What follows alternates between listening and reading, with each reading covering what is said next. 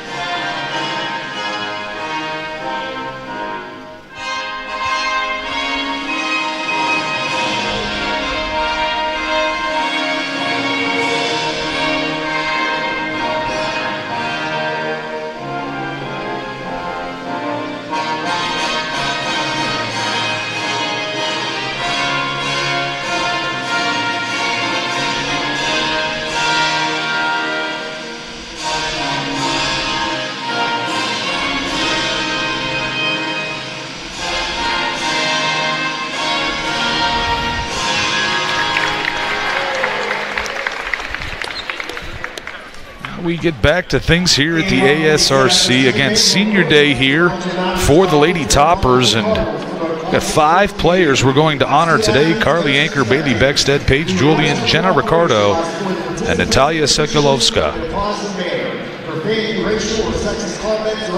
And as we said, this will be the final home game for the Lady Toppers this season. No matter what, have at least a Wednesday night game at the Mountain East Conference Tournament March 5th coming up. And hopefully the Lady Toppers can run the table, win a conference tournament, and we'll be in the Atlantic region if they can do so.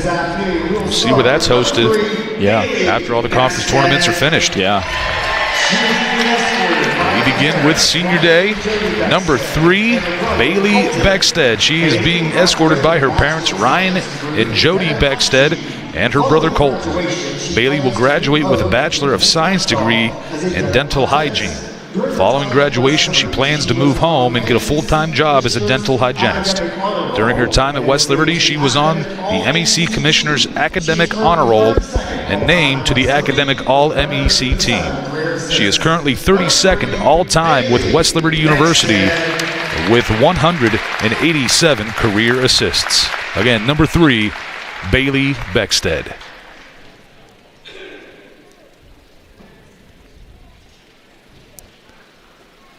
Next up, number 4. And then we have number 4, Natalia Sekalovska. She is being escorted by her parents, Goran and Magdalena Sekalovska. She will graduate with a bachelor's degree in management and marketing. During her time at West Liberty, she has been named to the NCAA Division II CSC Academic All-District Team and the MEC All-Academic Team.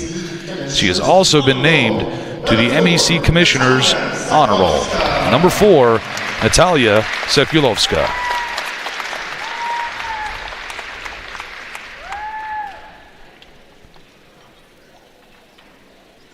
Next up for the toppers, number 10, Paige Julian. She is being escorted by her parents, Paul and Missy Julian, and her sister, Courtney Redlinger. She will graduate with a Bachelor's of Science degree in exercise physiology. Following graduation, she plans to further her education and attend nursing school. During her time at WLU, she was named to the All-MEC Academic Team. Number 10, Paige Julian, master of the taking the charge.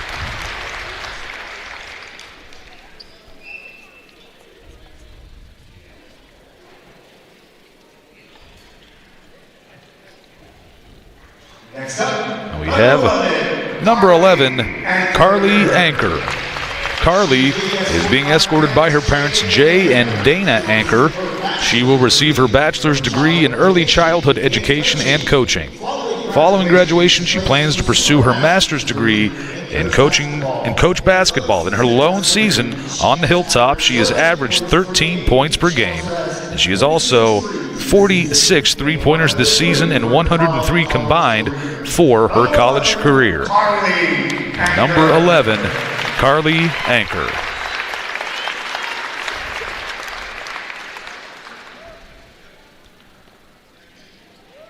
And as usual, with the starting lineups,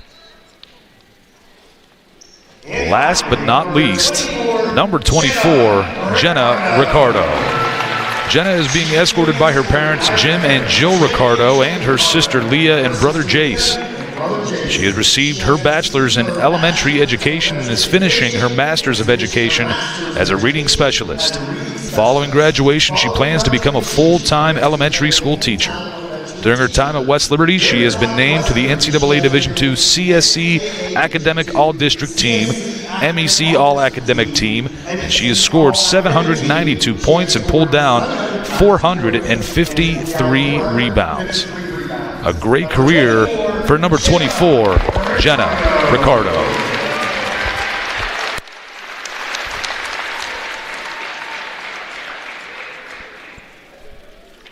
And one more time, let's give it up for all. It is great to see all these seniors here for the Lady Toppers. The time, the effort, the blood, sweat, and tears. And Chaz, you know all about that. You went through college playing basketball as well, so you understand every single emotion these ladies are feeling right now. Yeah, it's a special day. It's, pretty emotional day, and just happy for all 5 of those girls out there. And the only thing now that'll make this better is winning the ball game. So hopefully they can put these emotions to the side and they can be ready to roll. They have a great crowd on in here today. for a 2 o'clock tip, and I think there'll be a lot of energy just all throughout 1 through 10 for the Hilltoppers. They want to get that win for the senior girls, so I'm really excited to see, what happens here today. Absolutely, a lot of people on hand here for this game at the ASRC, the final regular season game of the season, the final home game for women's basketball, no matter what happens. It's the Chick-fil-A Crosstown Shootout sponsored by Chick-fil-A Highlands. It's time for the starters here at the ASRC. We begin with the Wheeling Cardinals. Number 0, a 6'2 forward from Georgia, Rachel Wilson.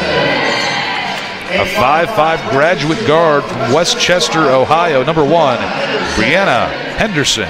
A 5'3 junior guard from Marietta, Ohio, number 11, Kenzie Dalton. A 5'10 freshman guard from Buenos Aires, Argentina, number 14, Amelia Sierra Lacosta. And at guard, a 5'8 freshman from Estonia, number 31, Crystal Radicep.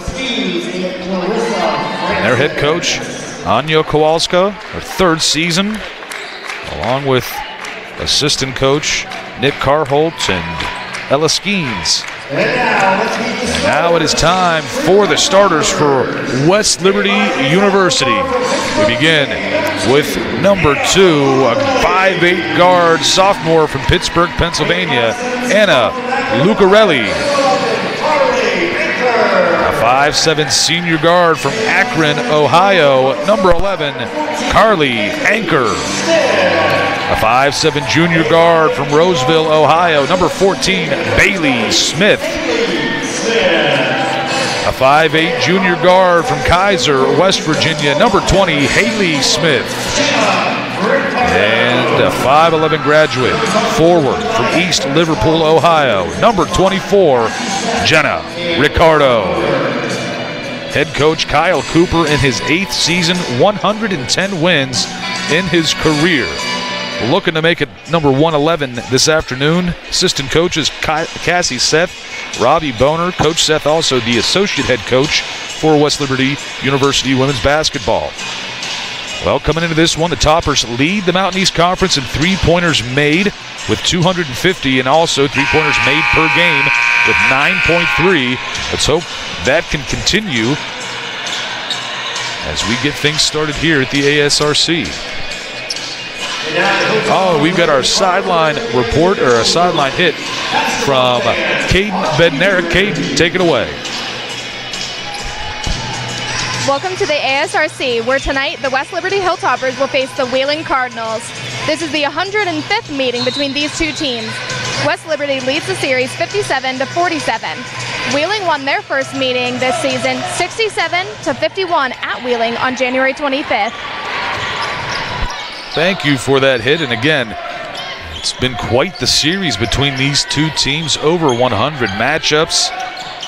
West Liberty leading the series by 10 right now. We'll see if they can add to it. This bucket is up and good.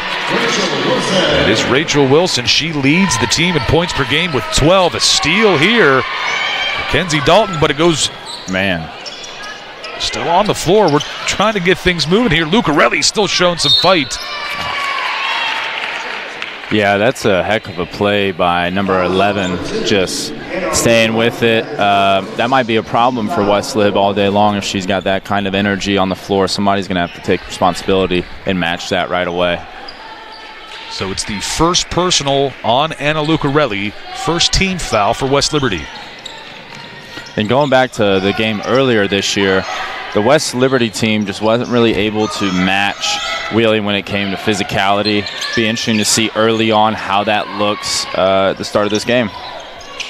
Up and good again for Wilson. She's got all 4 points for Wheeling so far. Yeah, Wheeling coming in here on a 3-game win streak. They're getting hot at the right time, but senior night on the hilltop, I think West Liberty will respond really well to this run. Haley Smith trying to find somewhere to go. Toppers around the horn. Anchor driving, spinning in the lane. Nice on the block. Can't get it to go off the glass. Tipped around. Ricardo comes up with it. A travel call on Ricardo. Wheeling will take back possession. It's a good offensive rebound there from Ricardo. Get more of that all game long. That'd be a really nice sign for West Liberty. Usually if Jenna's around that double-double range, she's always good for, like you said, 10-11, being a top 10 almost scorer in the MEC. But when she's really effective is when she's also got us 10 to 12 rebounds and a lot of those offensive. Wheeling sets up here in the half court, gets things moving. Kenzie Dalton working against Anna Lucarelli, 11 on the shot clock. Dalton tries to get a screen set, will drive, puts it up, and good off the glass. An early 6-0 lead here for Wheeling. Kenzie Dalton, not a huge scorer, but she had a really good first game against us, and she looks like she's coming back for more today. Haley Smith will drive, gets the first points for the Toppers. Wheeling playing a couple freshmen from overseas. They've been really impressive. Number 14 last game had 25 of 9 of 17 shooting. Wheeling, though, only shoots 31% from the three-point line, so they're going to be a team heavily dominated by inside shots. Once again, Rachel Wilson, 6 of the 8 early points here for Wheeling. Another note on Wheeling, they play about 8 to 9 girls, but only about 6 girls heavy minutes, so not a very deep team. Last game just coming off 7 bench points. So if you're West Lib, you want to try to maybe get at some of these girls and get them in foul trouble early on, make them play some of these girls who play those spot 7 to 8 minutes. Anchor shot, no good. It's going to be rebounded by Sierra LaCosta. The drive, Dalton dishes it off right side. Shot is up and good. Brianna Henderson and the Toppers going to try to take the heat out of a hot kitchen and call a timeout right now. It's 11-2 in favor of Wheeling. It'll be a 60-second timeout. We will take a break and come right back for more on Topper Station. If you're looking for off-campus housing, then Hilltop Acres is where you need to be. Just minutes from campus, Hilltop Acres offers modern amenities like high-speed internet, large flat-screen smart TVs, and in-unit laundry, as well as complete kitchens with dishwasher. You'll love the vibrant community vibe and friendly neighbors. Enjoy a balanced student life with everything you need right at your doorstep. So why wait? Make Hilltop Acres your home away from home today. Hi everyone, my name is Jenna Ricardo. I'm a 5th-year graduate student and a member of the women's basketball team. March 26th is West Liberty University's Day of Giving, and I encourage you to give to the women's basketball program so those who come after me are given the same experiences and opportunities that this university and program have given myself. These past 5 years, I've been fortunate enough to have these opportunities because of people like you who support and believe in our program. Like I said, Topper's Day of Giving is March 26th, and you can donate on our website between now and then. Giving back is a way to pay forward. I encourage you to do so we can carry on this legacy together. Go Toppers! Welcome back to the ASRC, the Day and Night Heating and Cooling Products first quarter. We take a look at the Topper Nation fan cam. Love it. We're back in action. Can't get caught slipping, shoving too much popcorn down your mouth. We're going to catch you. We've got 5 new players on the floor for the Toppers. Katie Lucarelli, Natalia Sekalovska, Paige Julian, Bailey Beckstead, and Hope Bowman. Yeah, early on, it just seemed pretty difficult for West Liberty on offense here. Getting stuck with the ball in the middle of the floor a lot with not a lot of post entries. And the Toppers going to be called for the shot clock violation. Just great defense for Wheeling on that possession. Yeah, this offense is predicated on getting the defense to rotate, getting them to move. Right now, Wheeling's just kind of standing still and switching off one another, having easy communication right now. If you're West Liberty, you got to get them working a little more. You got to get them scrambling a little more if you want to have success offensively. Drive, the shot was blocked, but the foul will be called on Bailey Beckstead. That's tough if you're Beckstead, kind of right place at the wrong time there and just turns around and catches a cheap one. Bailey's first, team second. To the line goes number 14, Amelia Sierra LaCosta. Amelia Sierra LaCosta at the line.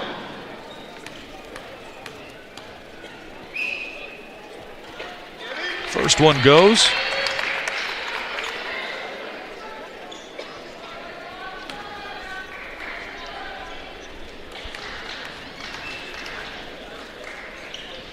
Second one goes as well. It's 13-2 in favor of Wheeling early here. Sekalovska will drive left side.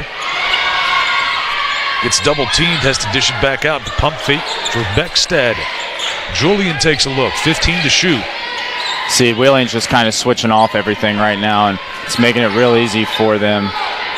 West Liberty's got to just get something to the rim right here. An offensive foul going to be called against Hope Bowman on the screen. That will be her first personal, third team foul.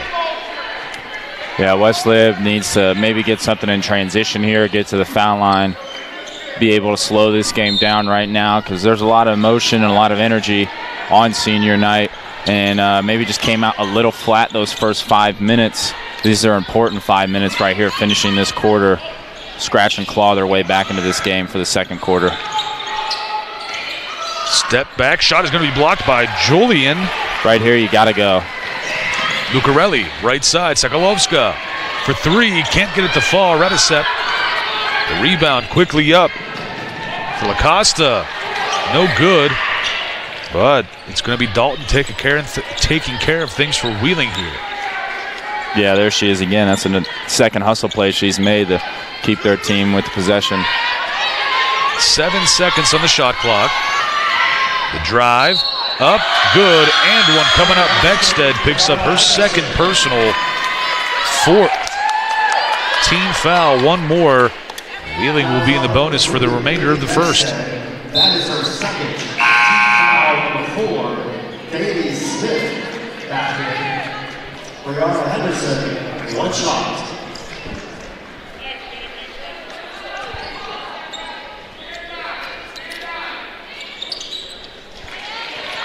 Henderson converts the and one opportunity, 16-2 after the first 5 minutes.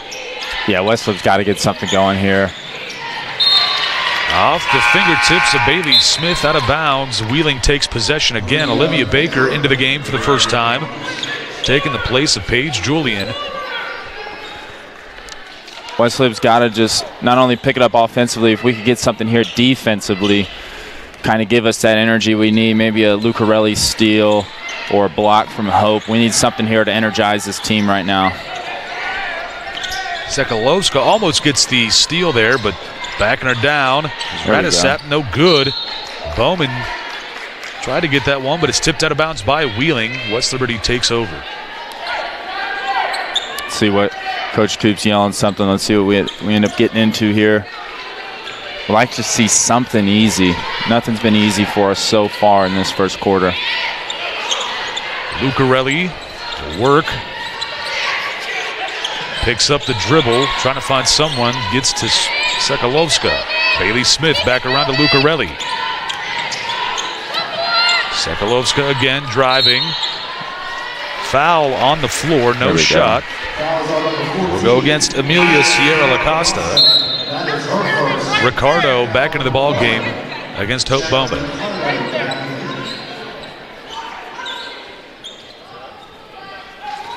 Not getting a lot of post entries either. They're fronting, 3/4 fronting. I'd like to see us just hit Ricardo early in the possession and not the typical low post entry that we normally do. It's a good pass. Lucarelli baseline drive, kicks it back out. Sekalovska's three, gets it to fall. First points of the game for the senior. Down low, Ricardo fighting for this one and gets it. We got to run here. We got to get something easy. Cross court to Lucarelli.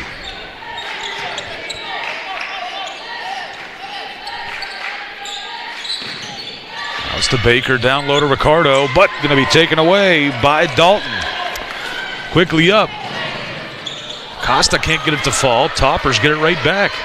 Yeah, Wheeling's doing a good job pulling the chair on that 3/4 quarter front.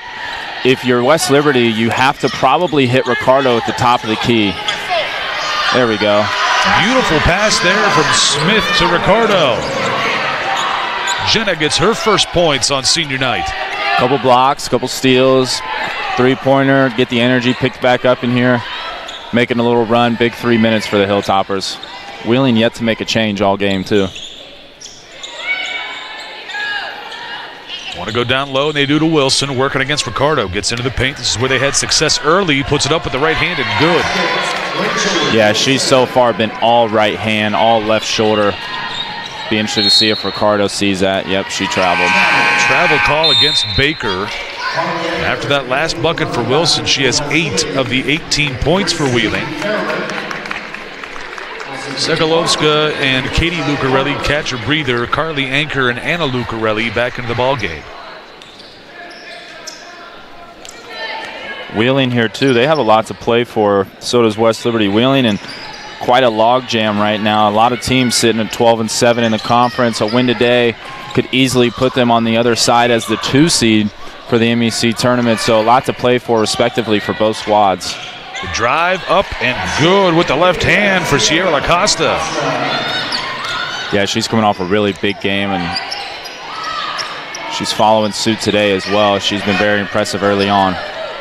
Baker no good on the 3 for the Toppers. Had 3 last game against Salem. Couldn't hit one there against Wheeling. Here comes Anchor leading the rush. Back to Ricardo, cross court to Baker. If you're West Lib, though, you like the pace that this game's being played at. With Wheeling only being about 6-7 is generous with the amount of players they like to play. You want to keep this game sped up like this. Anchor from the corner. Hits it. The Toppers have made this a 10-point game again, 20-10. Anchor gets her first points on senior night.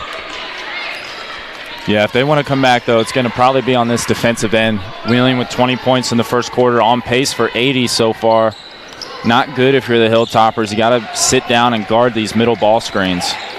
The drive for Fairman, kicks it back out. Henderson can't get it to fall. Ricardo picks it up. Good opportunity here to go 2 for 1 if you're West Lib. You want to get a shot off quick so you can get that ball back. Smith to Anchor. Carly surveys, pumps, goes back over to Baker. Down low to Ricardo, gets double teamed, swatted out of bounds by Wheeling. 10 on the shot clock for the Toppers. Sekalovska's back into the game for the Toppers, taking the place of Bailey Smith. Rachel Wilson back in for Wheeling.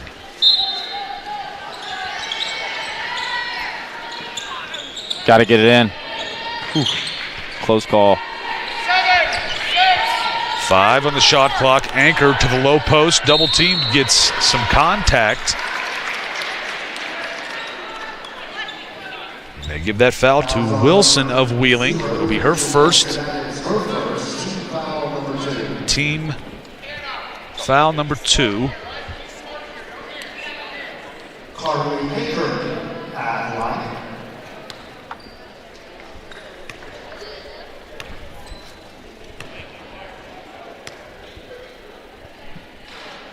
First one is good for Anchor.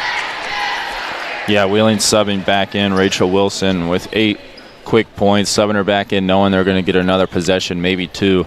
Why not feed her?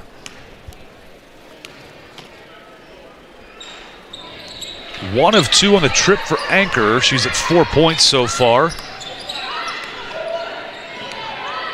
Dalton will set it up again in the half court. Now it's Henderson. 33 on the clock. 12 to shoot. Right hand.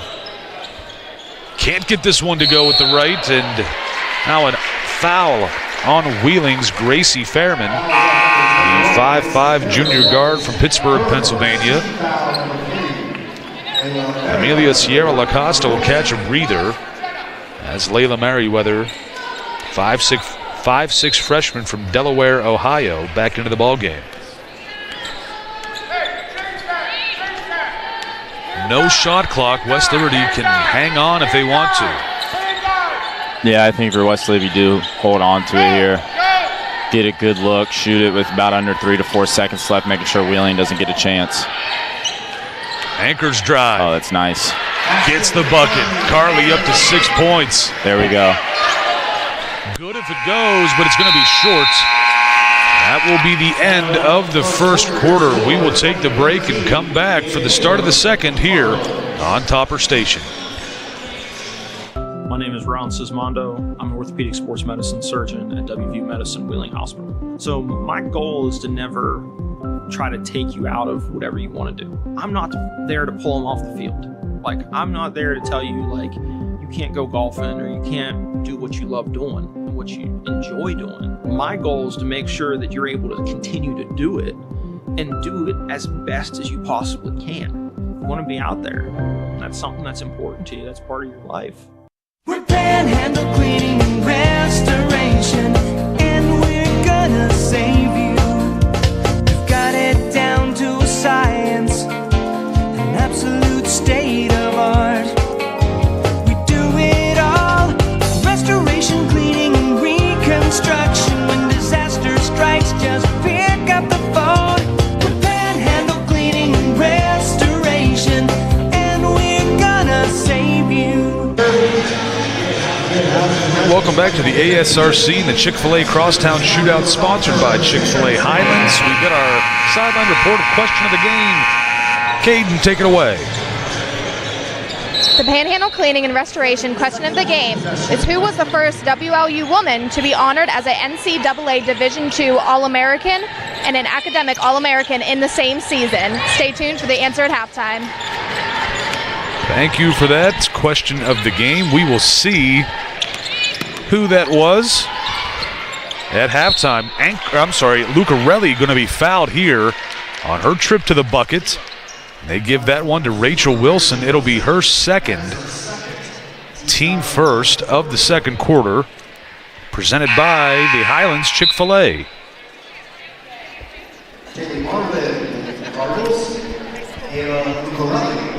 And Wilson will catch a breather with 2 fouls. Is back into the ball game Kaylee Marvin, a 6'1 freshman from Rochester, New York.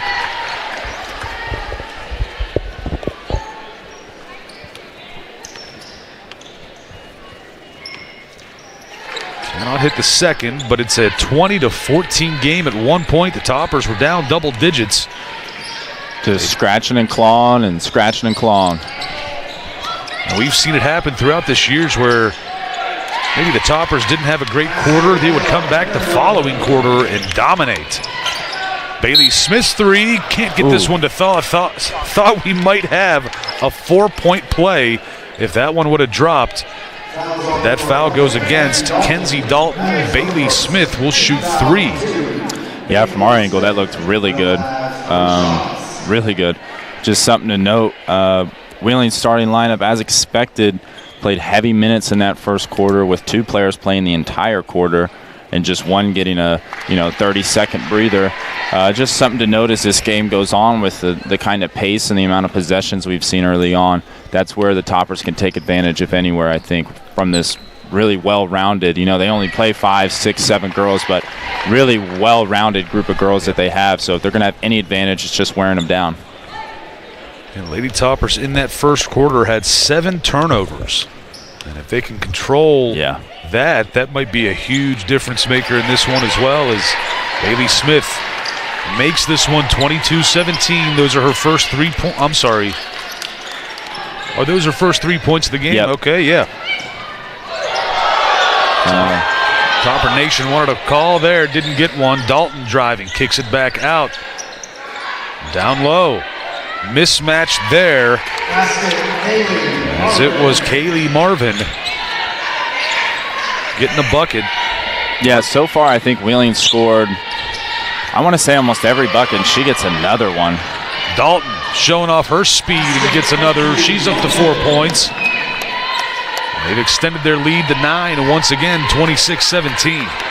It's tough because with West Liberty's offense, it seems like number 11 has a pretty good idea of where that entry pass is coming from, and her hands have just been everywhere expecting the pass, and it's been coming. That is, how the offense is tailored, and she's doing a really good job. You can tell she's a really heads-up player who probably watched a lot of film before this game and you only know that kind of steal is going to be there if you watch film. So, she's just a really smart player. She's been around for a while, and I just really like her game. She reminds me of almost like a Spatafora in the sense of she just doesn't really stop, and she's got an endless amount of energy. Some great players here in the Mountain East Conference. Wheeling has some of them, and we're going to see a lot of good ones this coming week. Offensive foul going to be called against Bailey Smith. It'll be her team first of this Highlands Chick-fil-A second quarter. And she draws the charge. She's just been a real impact player getting into this game. I'd like to see her get in some foul trouble personally, in my biased opinion, to get her off the floor. But West Lib's just got a guard. They're doing a bunch of middle ball screens right here, trying to get these switches onto guards. We're seeing a bunch of these cross screens because they want switches. And it will be Topper's ball, last touched by Wheeling. Brianna Henderson back into the ball game, takes the place of Layla Merriweather.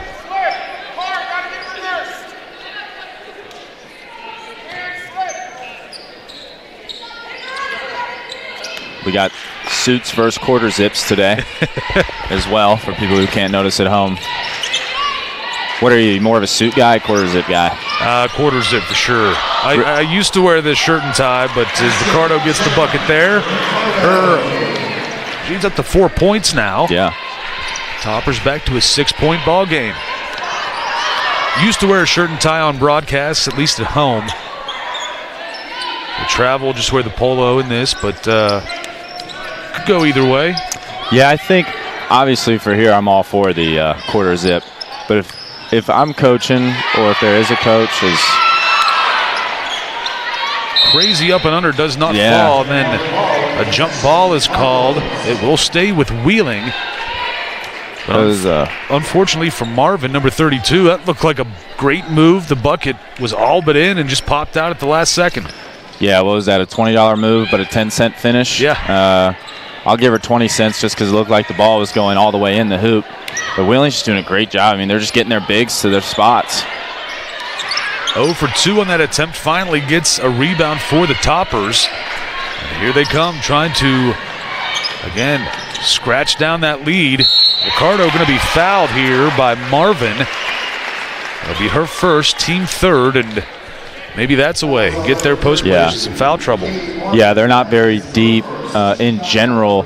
And in terms of bringing a big off the bench, it's just the one we see in now. So, if they want to play their best player, their leader in Wilson, who I believe is leading in points and rebounds, averaging 12 and 9 on the year. They want to play her a lot. Number 32 is going to be a key piece in keeping her fresh. And so if we can get at her, maybe it either forces Wilson to play more, or even better, it forces somebody who doesn't play much to come in on a very important game with a lot of energy. So Amelia Sierra Lacosta back into the ball game for Wheeling.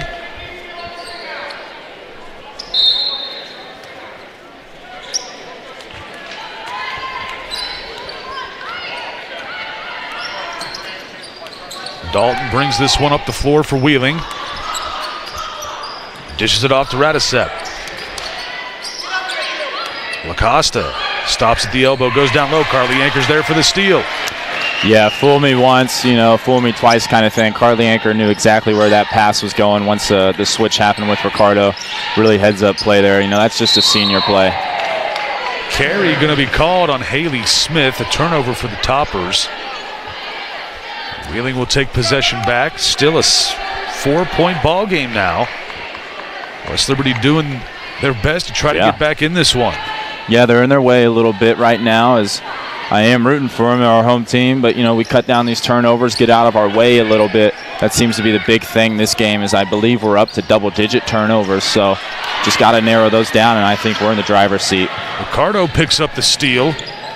Haley Smith thought about the three. Haley Smith will drive. Puts it up with the left, no good, but she is fouled. And look, again, folks, that's going to be number 2 on Kaylee Marvin, who is in there to replace Rachel Wilson, who also has 2 fouls. Yeah, the thing is, with the way they match up with West Lib, though, Wheeling could counter and just go small ball, because West Liberty is not a big team.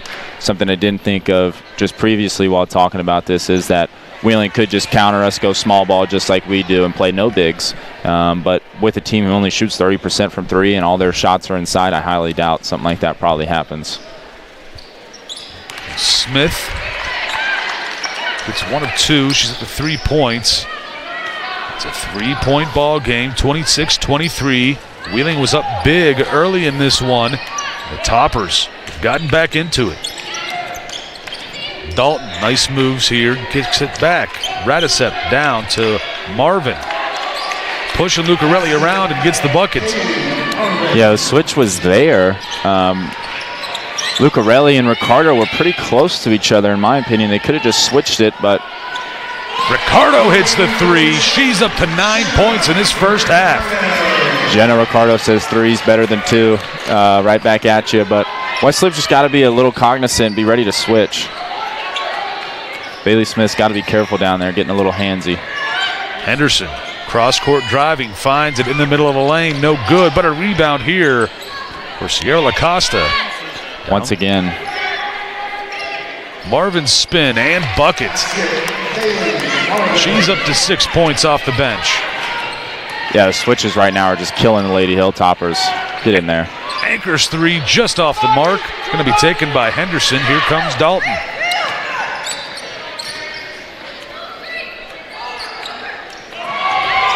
Dalton from the elbow, nice little move. Can't get the bucket though. Long rebound to Ricardo. This is where you got to get stuff right here if you're West Lib. Anchor can't get it to fall. Here comes Henderson again, setting things up for Wheeling. This game's been very back and forth, very fast-paced game. This is in West Liberty's favor. We can knock down a couple of those transition 3 balls. We're in the driver's seat, but I like where they are. 4 minutes left in the quarter, still plenty of time. Acosta's drive, left hand, straight up, no good. Tipped around, taken by Bailey Smith.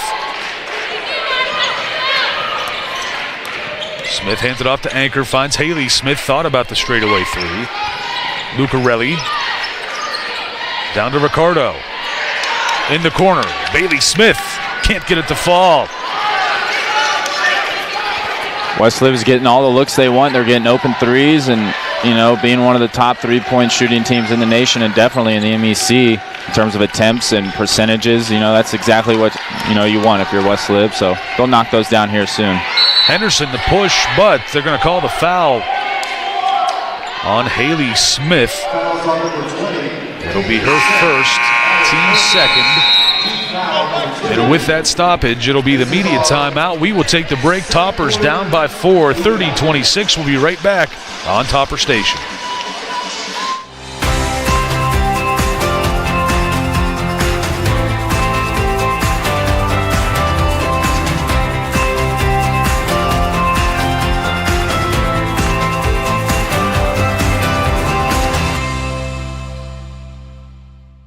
Hey guys, my name's Todd Cover. I'm President and CEO of Belmont Savings Bank. People ask me all the time, what makes Belmont Savings different? Here's a few examples. We are 100% focused on our customers. We have the best checking accounts around. All the decisions are made here locally, and the money stays here in your local community. So follow us on social media to find out what we're doing in your community. I encourage you to visit our website or come check us out in person. How may we help you today?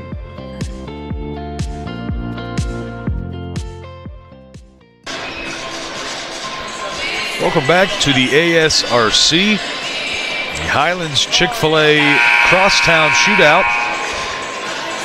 You see the West Liberty Topper Nation fan cam, and I see Grace Falk. Yeah. One of the former Toppers. And we can't sell West And Owen right next to her. He played here for a few years as well. Yep. Quite a lot of former Hilltoppers in the building tonight for senior night. Ben Sarson, Ari Manzel, right? Is that how you say that last name? I believe so. I wasn't broadcasting games when she played here. Heck of a player. But I remember watching them. Yeah, she was here. Tremendous. I think Corinne Thomas is here from last year's team. So quite the attendance, quite the turnout. And this is, for 2 o'clock game, a great turnout in general. Oh, yeah. This is almost packed here at the ASRC. It's getting to the point now where the only seats that are left are the ones that almost never get filled, even when there is a large crowd. Yeah. There's still a couple seats, and folks, we're getting down to those last couple seats left. It's like something I heard in the airplane yesterday. You know, all that's left are the middle seats, so you better take them or leave them. Ricardo double teamed, finds Haley Smith. She'll drive, whistle, offensive foul called on Haley Smith. Her second personal foul, third team foul. If you're Haley Smith, that's a couple times now. You got to be shot ready. You got to be willing to take it. She thought about the one on the top of the key. She thought about that one there as well. If you're Haley Smith there, you just got to be ready to shoot. You got to, shoot at least one of those and keep the defense honest more so than for yourself. You got to keep the defense honest in those situations. So now they're always going to play the drive. Drive here, Sierra LaCosta, good for LaCosta.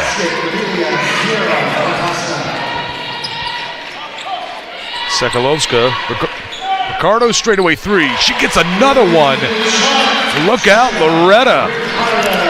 Ricardo up to 12 points. That's a good find from Sekulovska to find the trailing big, and she's hot right now. She's 2 for 2.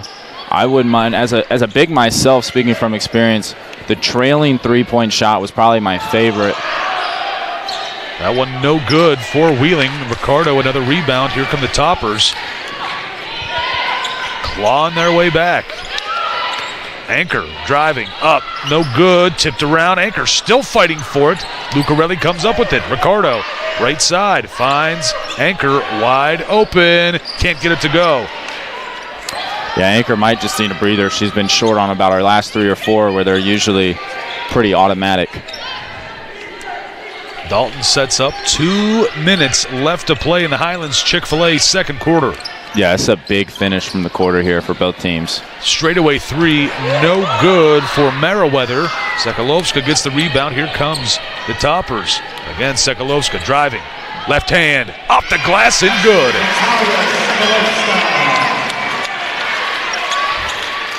Five points for Nat now in this first half.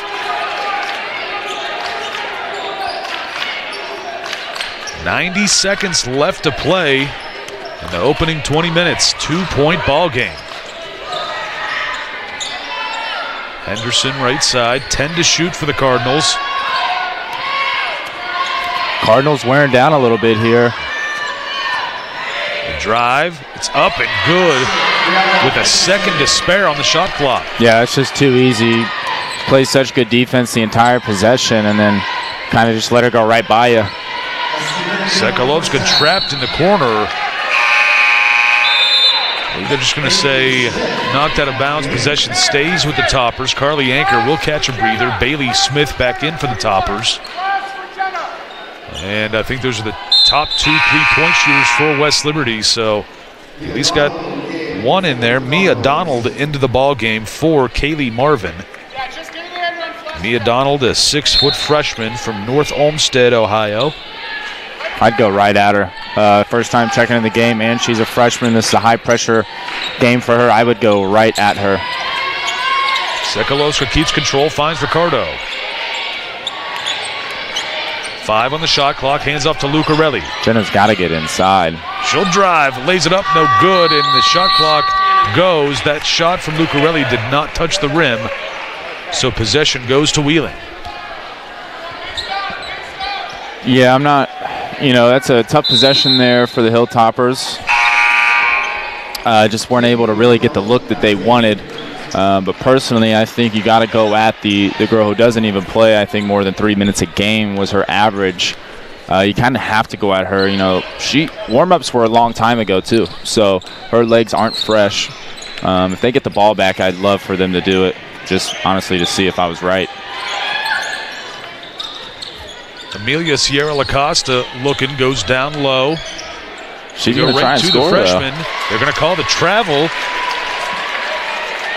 And Nostradamus, Chaz Hines, lets it be known. It's nothing to her. I'm sure she's a good player. But, she's in a tough situation right now. Just checking into the game, and she doesn't play much already, and Ricardo's one of the top 10, top 11 scorers in the MEC. Her mind's probably going a lot faster than her legs are, is what I'm getting at, so I would go right at her. first pump fake I think Ricardo gives her, I think she's going for a block, sort of thing. So it'll be interesting to see what they do. 5 seconds left. Anchor puts it up, going to be fouled with 1.5 seconds remaining. She will go to the line to shoot 2. They give this one to Layla Merriweather, number 8.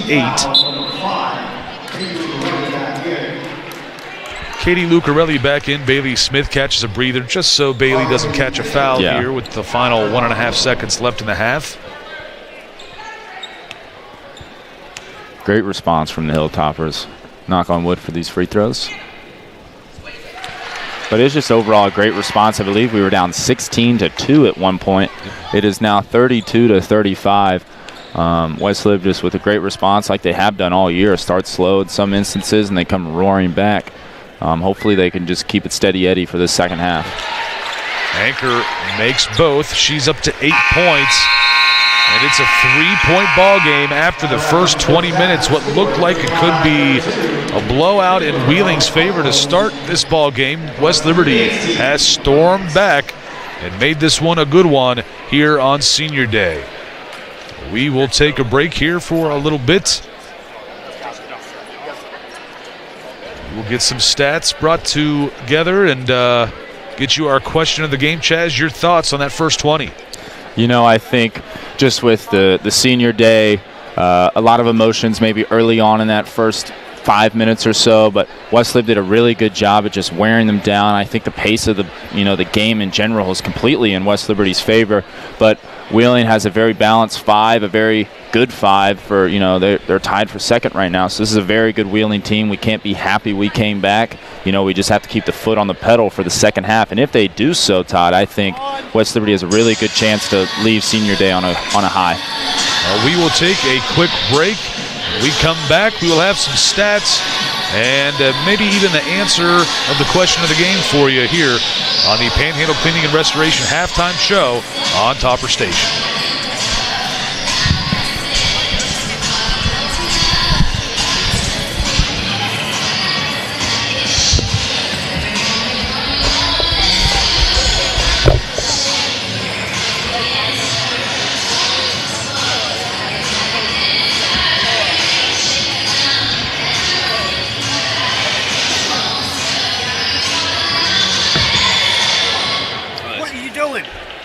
What happened? Oh, that was me. Sorry. I thought it was mine. Oh. My bad.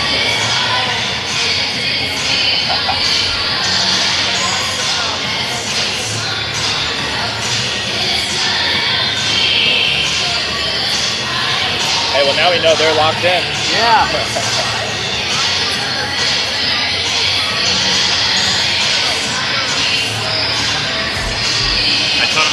Now we know they're locked in.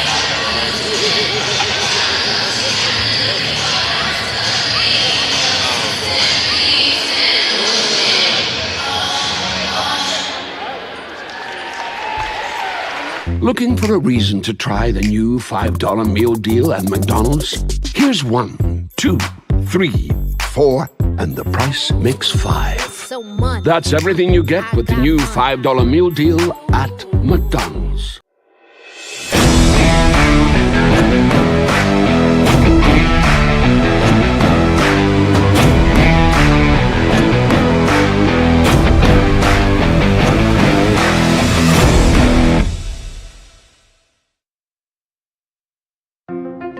From the long-lasting and reliable heating and cooling systems we send out the door, to the friendly and knowledgeable dealers who go the extra mile.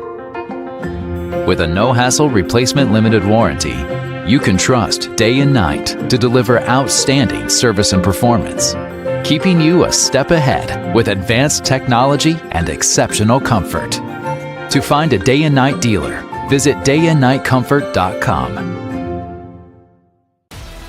The Mountain East Conference men's and women's basketball tournament returns to Wheeling March 5th through the 9th. West Banco Arena will serve as the host of one of the nation's premier basketball leagues, featuring one of the highest scoring conferences in America. Action begins on Wednesday, March the 5th, and concludes Sunday when 2 champions will be crowned. For advance tickets, go to westbancoarena.com and visit mountaineast.org for tournament information. The 2025 Mountain East Conference Basketball Championships, presented by the Health Plan. For over 4 decades, the Health Plan is called West Virginia Home. It all started with a vision to serve our community with pride and integrity. We've grown alongside West Virginia, becoming part of its fabric. We've been here through thick and thin, supporting local families and businesses. Because at the Health Plan, we don't just work here, we live here. Proudly serving West Virginia since 1979. Your trusted partner in the community, the Health Plan. Here for you. Hey guys, my name's Todd Cover. I'm President and CEO of Belmont Savings Bank. People ask me all the time, what makes Belmont Savings different? Here's a few examples. We are 100% focused on our customers. We have the best checking accounts around. All the decisions are made here locally, and the money stays here in your local community. So follow us on social media to find out what we're doing in your community. I encourage you to visit our website or come check us out in person. How may we help you today?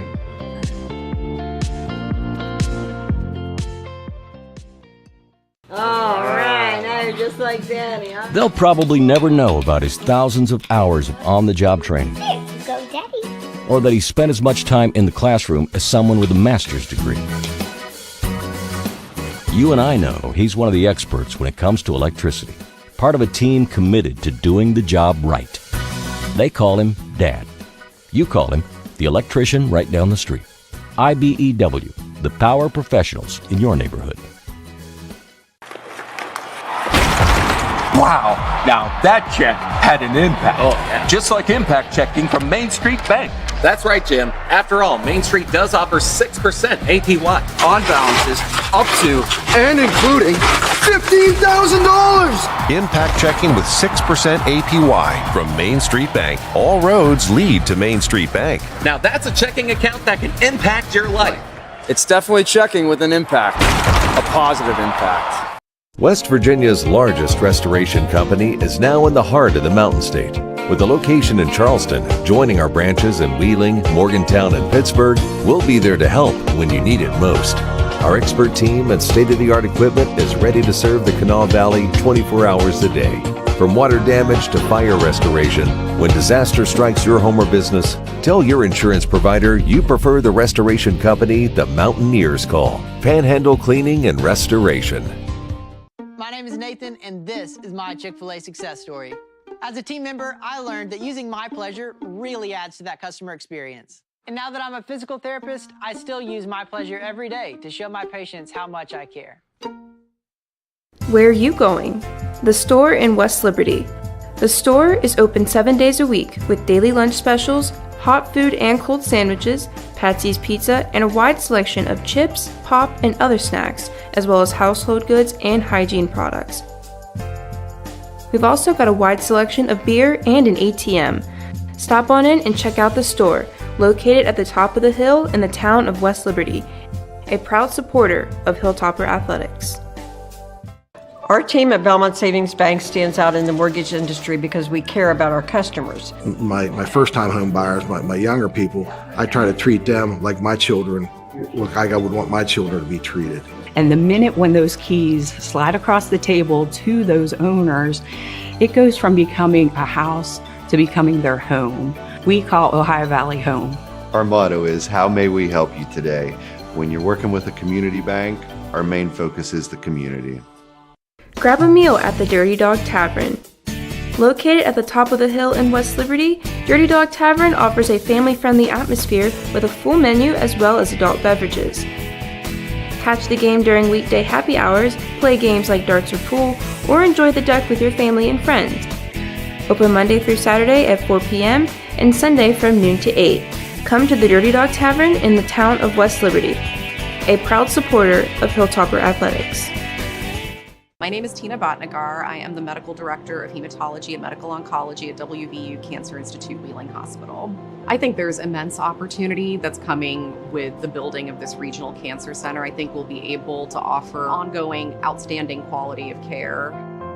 If you feel the pressure of having to leave your home because you feel like, you're going to get better care somewhere else, that's just an added stressor. So our hope is to put in everything just in your backyard.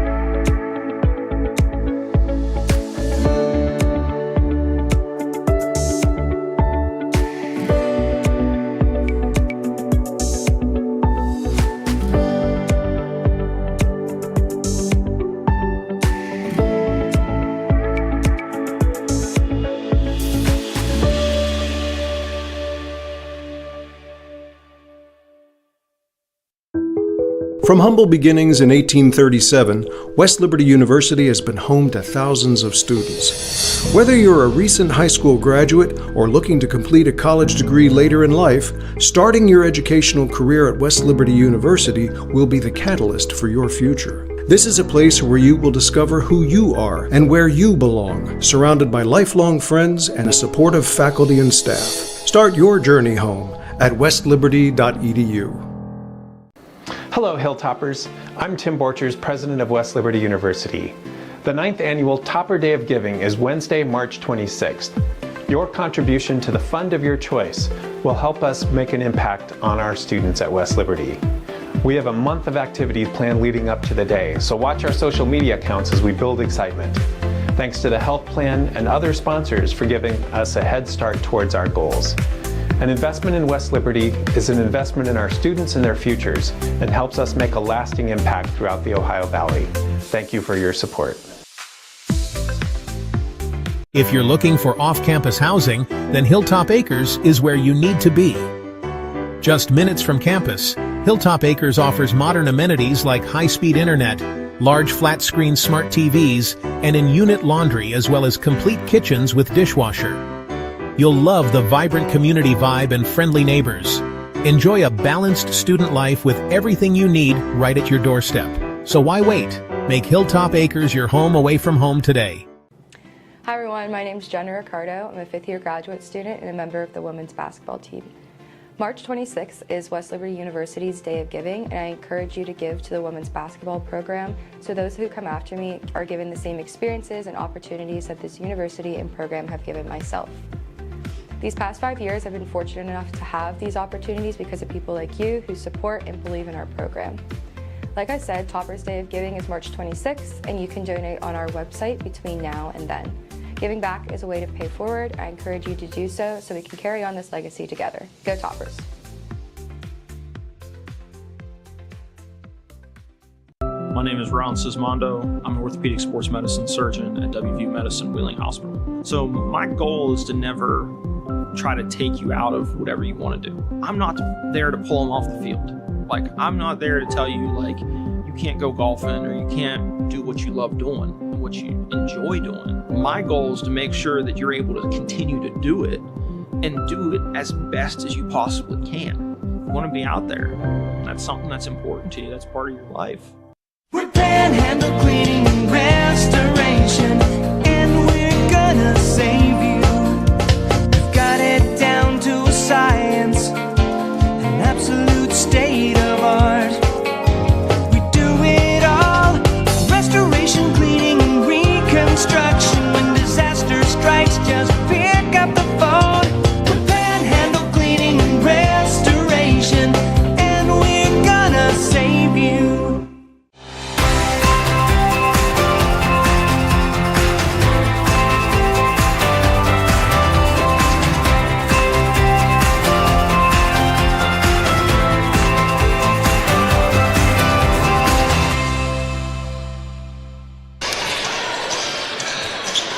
Welcome back to the ASRC and our Panhandle Cleaning and Restoration halftime show. Jenna Ricardo in that first half, 12 points for the Toppers. Carly Anchor had 8. Henderson also with 8 points for Wheeling. Henderson had 9 points in that first half. And it's going to be interesting to see what happens in the second, because finally for Wheeling, Rachel Wilson will get back into there. Some foul trouble. Yeah. Did very well for herself before picking up 2 fouls. And her counterpart, the player that came in to kind of take some time for her, Kaylee Harvin, also picked up 2 or 3 fouls. Yeah. So we'll see how that goes into things as the second half gets started. Yeah, I think if you're West Lib, I think the most important thing to stress from first half to second half would definitely be the pace of play. You have to keep this pace of play up with the lack of depth that team down the hill possesses. I hope I haven't said their name yet, because I swore to myself I wasn't going to, but got to keep the pace of the play up. I think West Lib will do just fine. We've got our answer to the question of the game. Caden Bednarik has our answer. Caden, please fill us in on what the answer to the Panhandle Cleaning and Restoration question of the game is Ashley Bland during the 2003-2004 season. Thank you very much for that, Ashley Bland, during the 2003-2004 season. An NCAA Division II All-American and Academic All-American in the same season. Very impressive. Tremendous player for the Hilltoppers. I think she was a multi-sport athlete too. It was basketball and volleyball she was very good at. If I'm wrong about that, please don't come after me. You don't see that as much nowadays as you used to. I feel like I hear a bunch of those, used to be 2-sport athlete, or even something like track and basketball. I feel like you really don't see that. A lot of kids are really stuck in what their passion is, and it's a good thing, but I think it'd be cool to also see the pendulum kind of swing back. You see some of the halftime stats. Brought to you by the Health Plan as we continue with this Chick-fil-A Crosstown Shootout, sponsored by the Highlands Chick-fil-A. We just have a tough time starting quarters, first and third quarter in particular. So West Lib's got to come out here with an edge. She's probably going back right. Oh, she went left. With the left hand, Wilson. That's impressive. She was all right-handed first half. It's kind of like Rocky Balboa switching, going back to southpaw. Yeah, that's what I thought of, actually. I mean, right, and then she's going to catch you off guard with left. But yeah, if you're West Lib here, you got to get some energy into this third quarter. We're already kind of looking a little flat. Can't let us get into a hole again. Wilson knocks this one away. Dalton comes up with it. Left side, Henderson puts up the 3, no good. And it's going to be tipped out of bounds. Possession goes to the Toppers, and a new 5 in pretty quickly for West Liberty. Baker, Beckstead, Sekalovska, Katie Lucarelli, and Paige Julie. I like that change. We're a little small, but I do like them getting this new 5 in right away. The first 5 is looking a little flat. Good heads up from Coop and Seth on recognizing that and making the change. Julian looking. Goes back to Katie Lucarelli. Almost stolen away, but Lucarelli gains possession back. Julian baseline. Puts it up with the right and good. Paige, I believe, gets her first points in this ball game. Yeah, if you're Paige right there, you have to do that almost every single time if they're going to put big number 0 on you. Even if you're not driving to score, it's at least going to bring the attention and let your teammates cut off ball. Dalton again sets up in the half court, surveys. Picks up the dribble. Lucarelli gets close.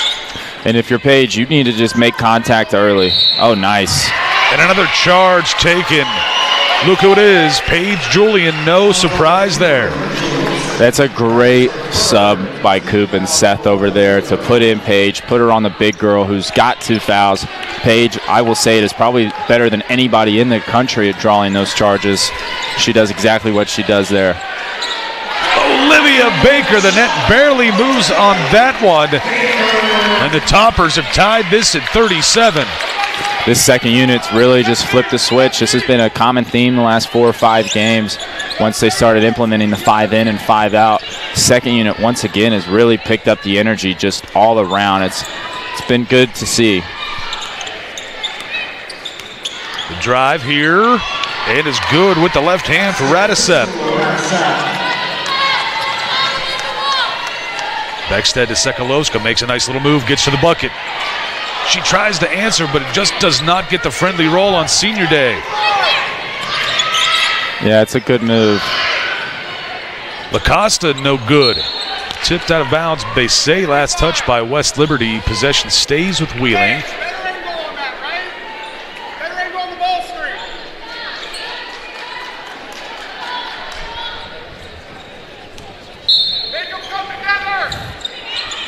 From the baseline, Dalton lobs it in to Wilson. Double team. Julian is there. Put up and good.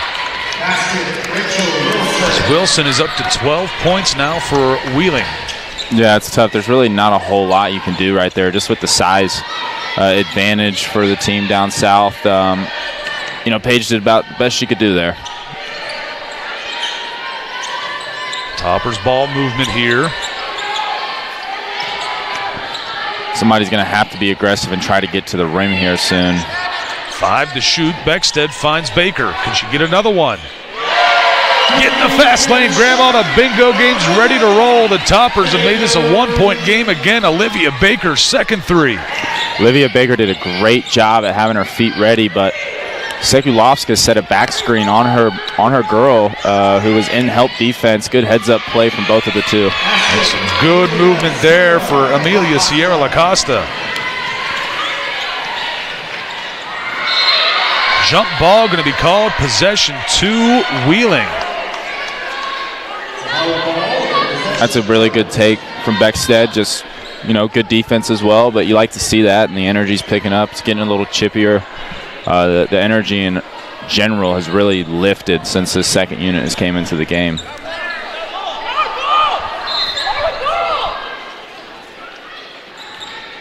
So it stays a 3-point ball game in favor of Wheeling. 6 minutes left to play in this health play in third quarter.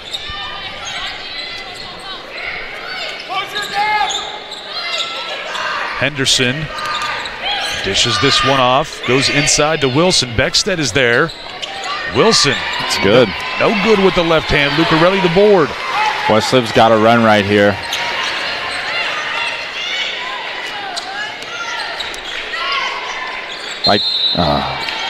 Lucarelli called for the travel. Go back to Wheeling.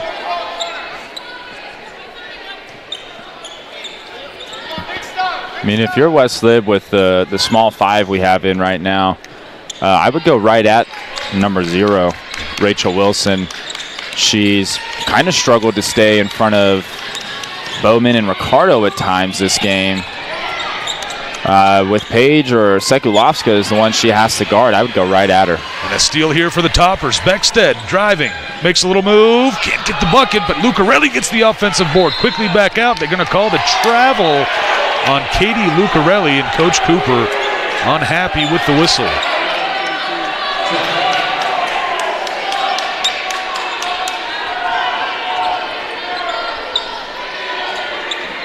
ASRC not very happy with that one. This is Radicep, left side. Henderson's 3, good. She's up to 12 points as well. Yeah, it's a tough exchange of events there for the Hilltoppers. You got to stay with it, though. Baker, can she answer? No. Henderson gets the rebound. Here comes the Cardinals. Yeah, a bit of a quick shot. If you're West Lib, though, you got to sit down and hunker down. You don't want this to creep up to a 10-point game. Wilson gets the offensive board. Put back is good, and one coming up for Rachel Wilson. She's got 14 points. Looking for number 15 if she can hit the and one. And with that stoppage, it'll be immediate timeout. We'll take the break and come right back on Topper Station. Looking for a reason to try the new $5 meal deal at McDonald's? Here's 1, 2, 3, 4, and the price makes 5. so much. That's everything you get with the new $5 meal deal at McDonald's.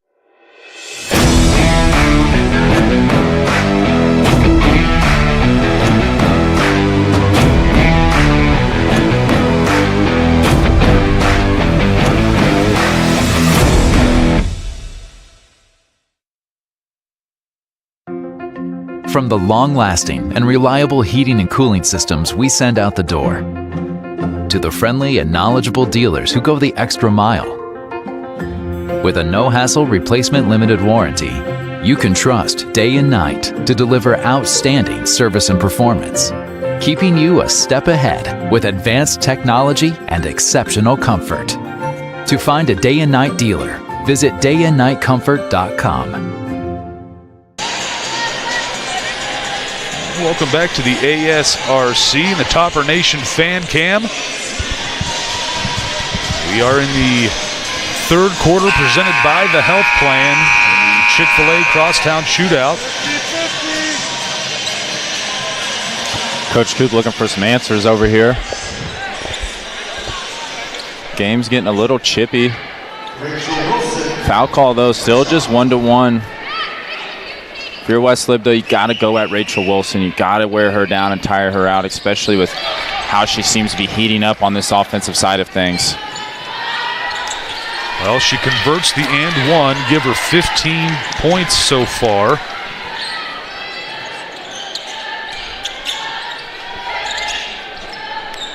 Sokolovska driving left side, puts it up with the right, no good off the glass. Was surrounded by Cardinals as she got through the paint, somehow able to get the shot off still. Wilson, strong, no good. They might have two Lady Toppers they can give this one to. They give it to Julian. It'll be her second, team second.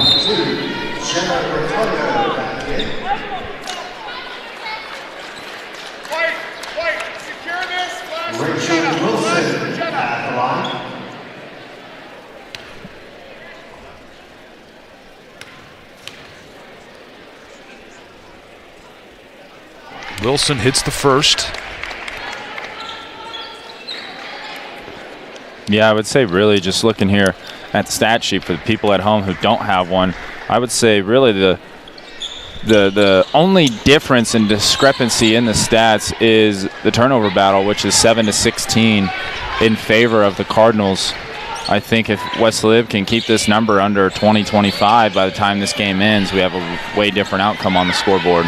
Ricardo trying to get that one off the glass, can't get it to fall. And Dalton wasting no time, dishes it off to Henderson, gets through the paint, takes a bump. Back, gives it right to Jenna Ricardo, and here come the Toppers.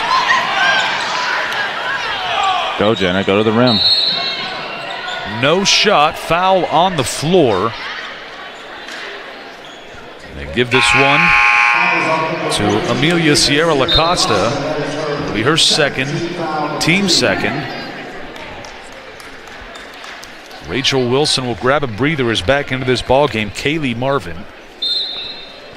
And based off today's game, it's not like it's really a downgrade going to the bench because Marvin's been really efficient in her minutes off the bench. That one no good for Ricardo, taken by Marvin. Here come the Cardinals. Dalton setting up in the half court. Getting Carly Anchor back in the game, which is a welcome sign. We need a little bit of creativity on this offensive end right now. Get it to somebody who can come off a ball screen and create. And the drive here, no good for Radicep, but the offensive board is going to be taken back by Wheeling, and a timeout called by the Cardinal bench. And the officials call for the media timeout. We will take the break and come right back on Topper Station. The Mountain East Conference men's and women's basketball tournament returns to Wheeling March 5th through the 9th. West Banco Arena will serve as the host of one of the nation's premier basketball leagues, featuring one of the highest scoring conferences in America. Action begins on Wednesday, March the 5th, and concludes Sunday when two champions will be crowned. For advance tickets, go to westbancoarena.com and visit mountaineast.org for tournament information. The 2025 Mountain East Conference Basketball Championships, presented by the Health Plan. For over 4 decades, the health plan is called West Virginia Home. It all started with a vision to serve our community with pride and integrity. We've grown alongside West Virginia, becoming part of its fabric.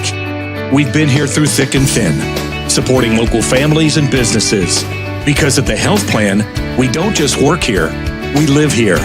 Proudly serving West Virginia since 1979. Your trusted partner in the community, the health plan. Here for you. And there we go with the Topper Nation fan cam here at the ASRC. Toppers right now holding out for a victory, down by 10, but about almost a quarter and a half left to play in this one. And we watch the Toppers in that second quarter come storming back. There's no doubt in my mind they can do it again. Yeah, they're known to make runs from out of nowhere, honestly. Just all of a sudden you look up, they scored 9 straight. So this is still anybody's ball game, but this is going to be one on the defensive side of things. I think both these teams can put up points. It's proven throughout this game. It's going to be who's going to stop, limit teams to one possession. Shot going to be blocked, but a foul will be called against Ricardo. It'll be her first, team third. Yeah, that's a tough foul there for West Lib. 4 seconds left in the shot clock. You're able to put one of their better free throw shooters at the line, where she probably is just missing that layup with the heavy contest from Ricardo. So it's the little things like that that I think are going to be a tell-all for how this game ends up coming down at the end. Radisep. It's both. She's up to 4 points.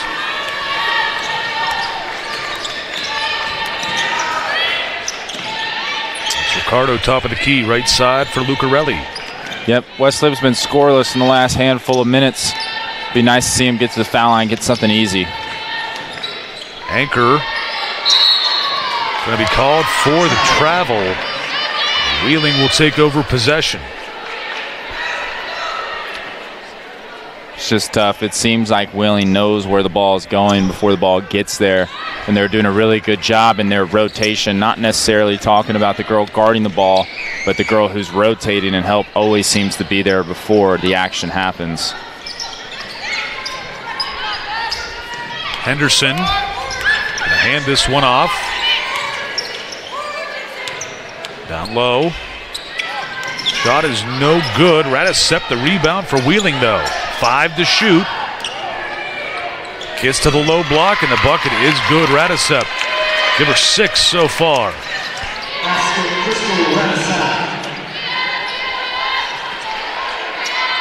Lucarelli going to hang on to this one. Drive left side, puts it up. She's going to be fouled hard. Give it to Henderson. It'll be her first, team third. Haley Beckstead will catch her breather as Haley Smith, number 20, back into the ball game for the Toppers.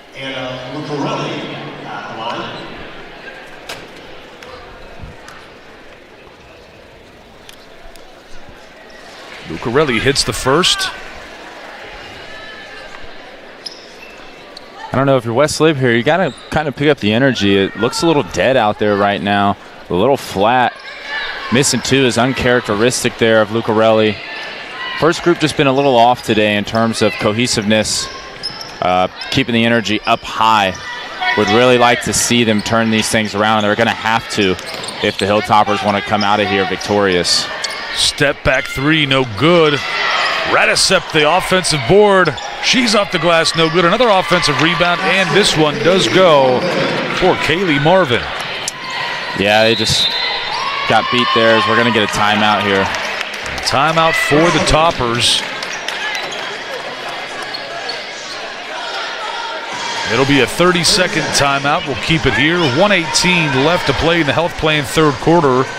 In this Chick-fil-A Crosstown Shootout sponsored by Chick-fil-A at the Highlands. We told you this was a big day for West Liberty. It's senior day here on the Hilltop. And those 5 seniors honored today: Carly Anchor, Bailey Beckstead, Paige Julian, Jenna Ricardo, and Natalia Sekulovska.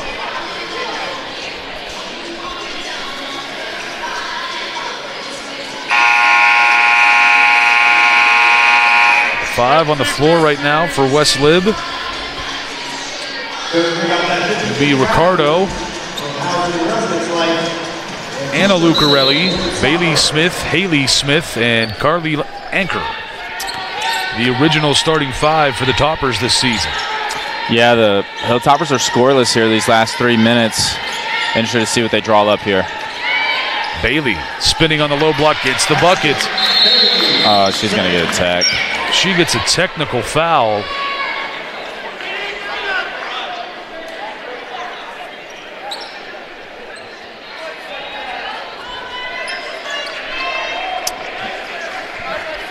You know, I know we're happy that she scored, but that's really tough there for West Lib. We're going to give them some free throws and the ball back with just a minute left in the third quarter.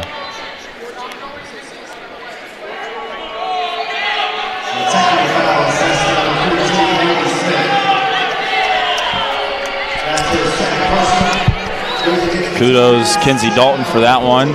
She been kind of in a shoving match all day with Bailey Smith and a few others. Able to draw a tech out of one of them. So they select Henderson to shoot the technical free throws for Wheeling.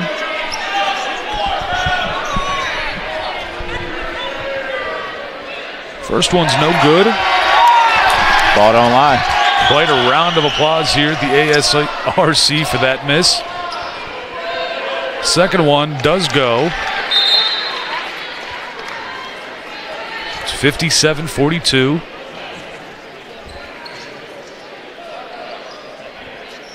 It's a big final minute, 4 seconds here for the Hilltoppers. Got to sit down and guard. It's even okay if you don't score, but you got to sit down and guard, keep this from creeping to a 20-point game.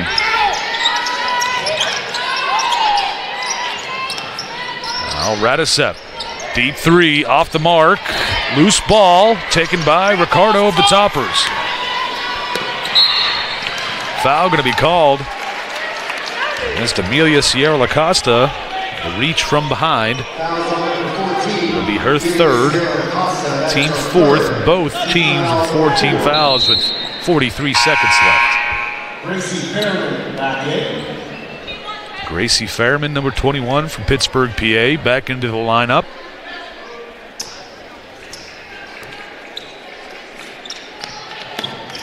Anchor looking for somewhere, goes to Lucarelli.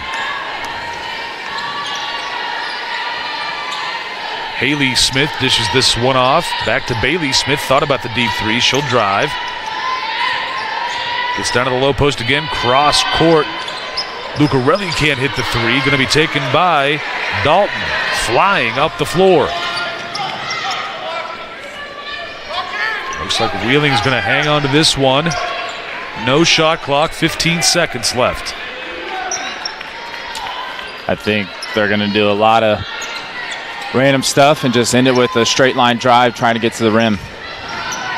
It's up. Radisep, no good. Tipped around. It's going to be Ricardo for the Toppers, and that is where the third quarter will end. 57-42 in favor of Wheeling. When we come back, it will be the start of the Main Street Bank fourth quarter here on Topper Station. Hey guys, my name's Todd Cover. I'm President and CEO of Belmont Savings Bank. People ask me all the time what makes Belmont Savings different. Here's a few examples. We are 100% focused on our customers. We have the best checking accounts around. All the decisions are made here locally, and the money stays here in your local community. So follow us on social media to find out what we're doing in your community. I encourage you to visit our website or come check us out in person. How may we help you today?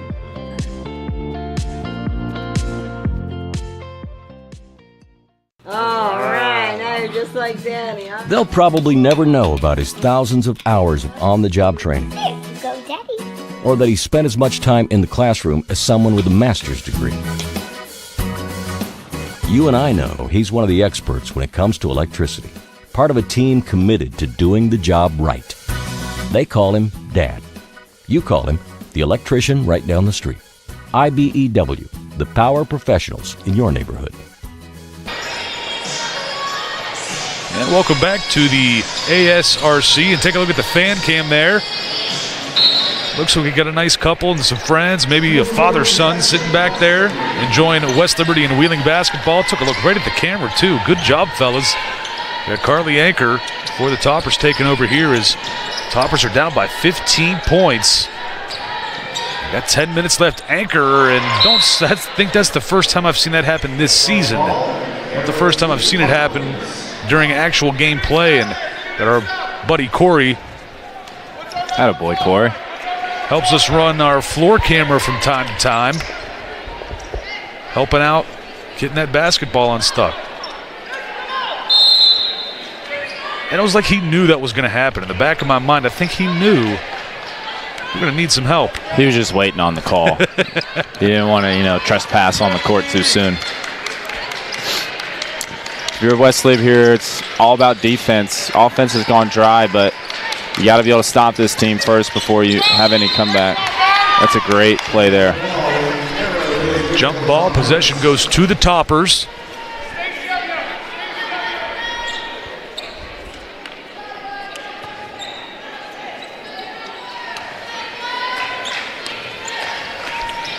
Gonna hand this one off. Bailey Smith picks up the dribble, goes back to Lucarelli. Hannah finds Paige Julian in the corner. Baseline drive, kicks it back out to Haley Smith. Goes over to Bailey again. Pumps the three. She'll drive instead. Gets to the baseline, cross. They're going to say she stepped on the line out of bounds. Possession back to Wheeling.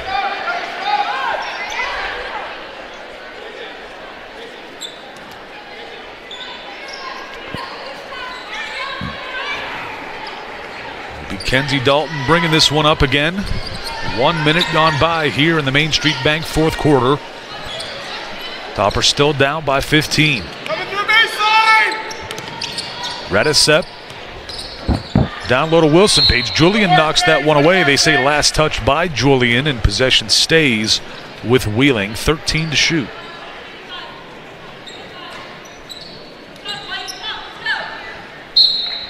Lucarelli trying to pick him up a little bit. Like to see the second unit get a run here soon. He's got Paige in there from the second unit. I'd like to just see him go with all of them. They just seem to have a lot more energy this game. Radisep gets fouled. They give this one to Haley Smith. It'll be her third, team first of the fourth quarter. Game's been slowing down a lot too with all these free throws. It's really in favor of the black team. Luckily, you get a missed free throw there, but with the game slowing down, it's kind of taking the pace out of West Liberty and put it back into the other teams. So for West Lib, you still have to push here, especially now being down 15. Can't hit either, and it looks like Carly Anchor came up a little bit lame there, but she'll stay in.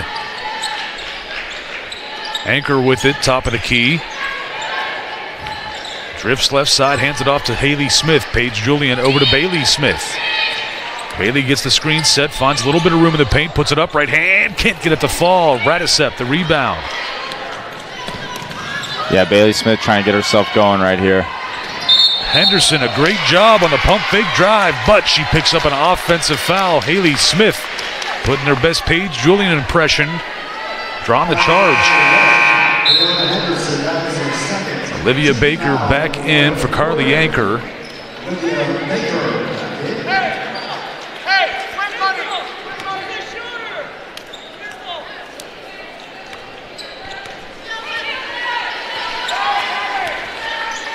Down to about 8 minutes left inside to Haley Smith.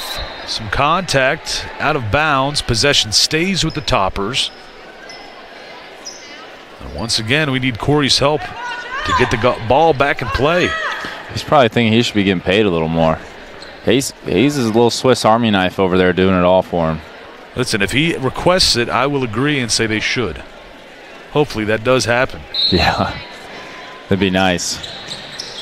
Lucarelli looking, lobs it out for Haley Smith. Baker back over to Lucarelli. Smith in the corner, drives baseline, spinning back around, finds Lucarelli straight away for three. Hits it. Anna Lucarelli up to 4 points. It's a big shot. Hilltoppers have stepped it up on the defensive side of things. Welcome sight for the offensive side. Down low to Wilson. Lucarelli's there, good defense. Now a foul going to be called on Wilson.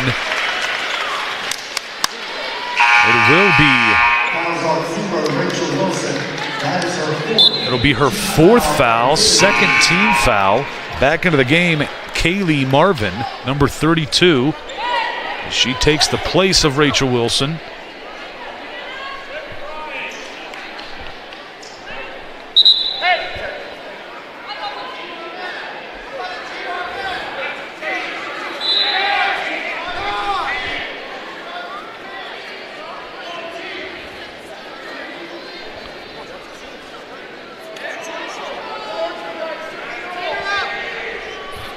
And a conversation here.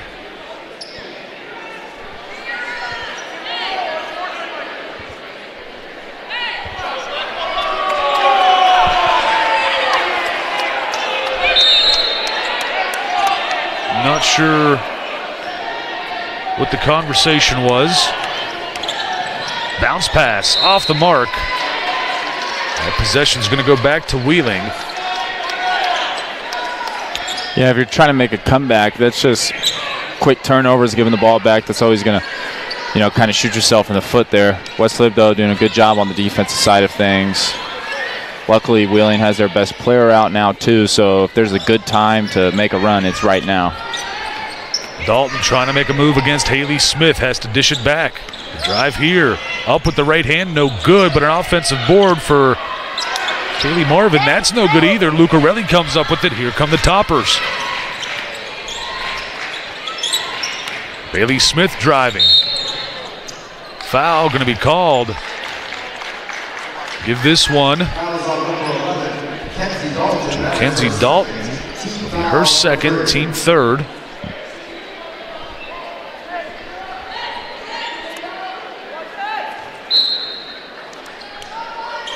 The ball off the mark here, but Haley Smith able to recover. Goes down low to Ricardo. Surveys, beats the double team. Can't get the friendly roll. Marvin comes up with the rebound. It's good patience in there from Ricardo. Just ball didn't want to go home.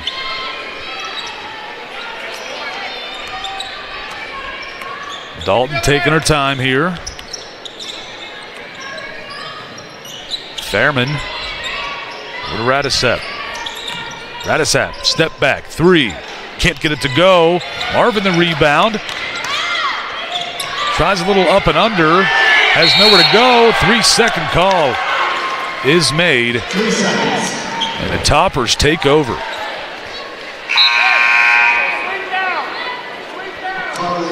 Carly Anchor back in, taking the place of Haley Smith. The Toppers down by 12. 6:11 left to play.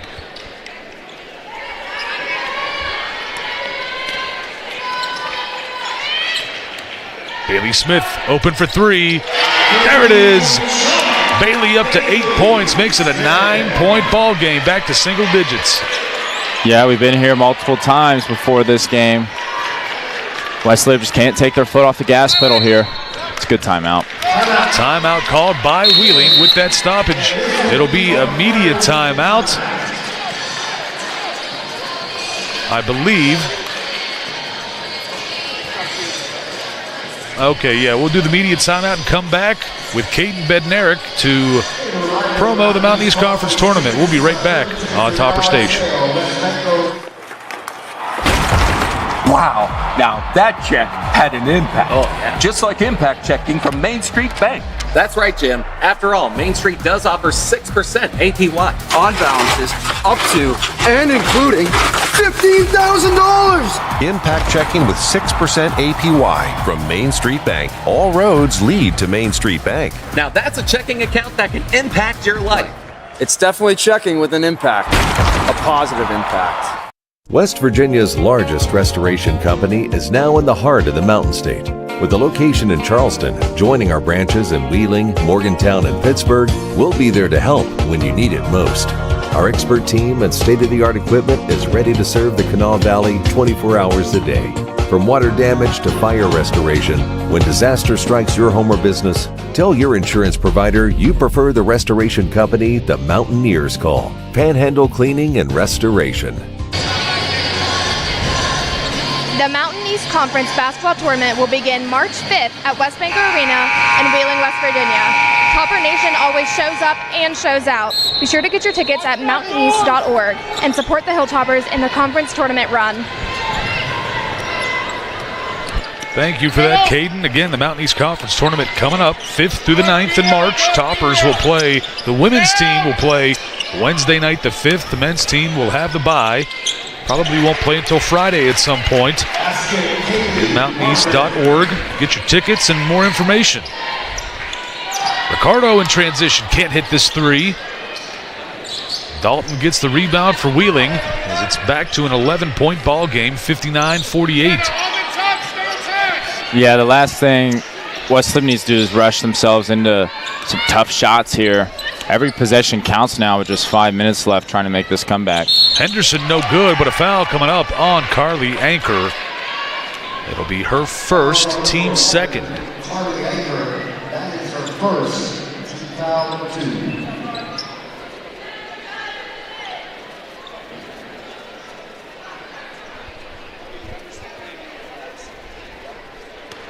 Henderson in this one, 3 of 5 from the line so far tonight. She's got 13 points, making 14 points and 4 of 6 from the line. Okay, don't dive on top of it. Space out. They're going to double.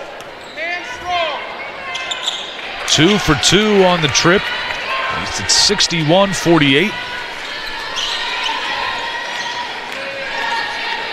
Lucarelli dishes it off right side, back over to Anchor. Go down low to Ricardo. She's double teamed to the low post. Dishes it back out. Anchor will drive. Back to Ricardo. And good. Jenna up to 14 points.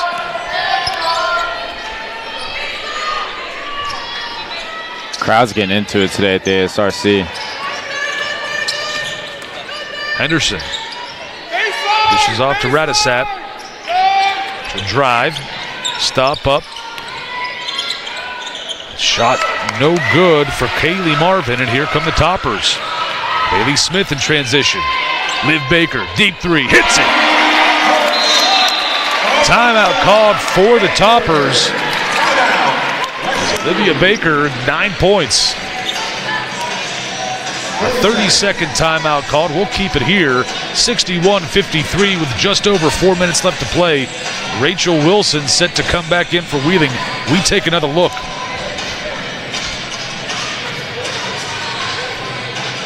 Boy, it was kind of pick your poison on that one. Bailey Smith known for hitting three-pointers. Olivia Baker known for that as well. Yeah, there's really no good answer there picking between the two of them. It's an 8-point ball game. 4 minutes left to play. You see some more of the Topper Nation fan cam, fans of Jenna Ricardo. And you never know, we may see those young ladies as Lady Toppers when they get older. Yeah.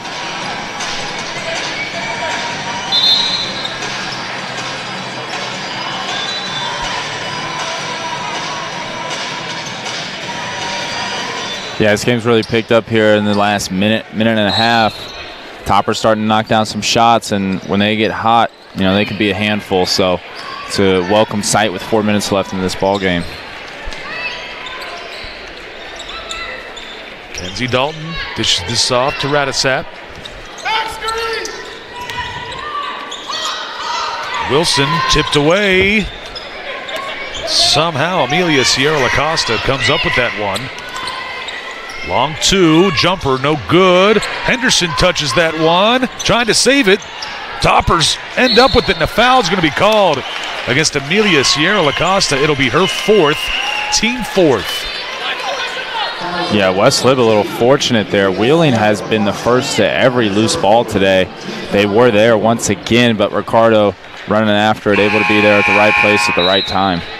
Layla Merriweather into the game for Amelia Sierra Lacosta.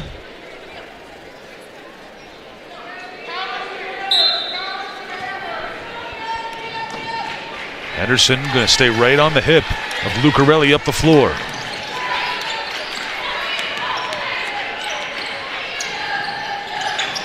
Haley Smith driving up with the right, no good, but offensive foul is going to be called on Haley Smith.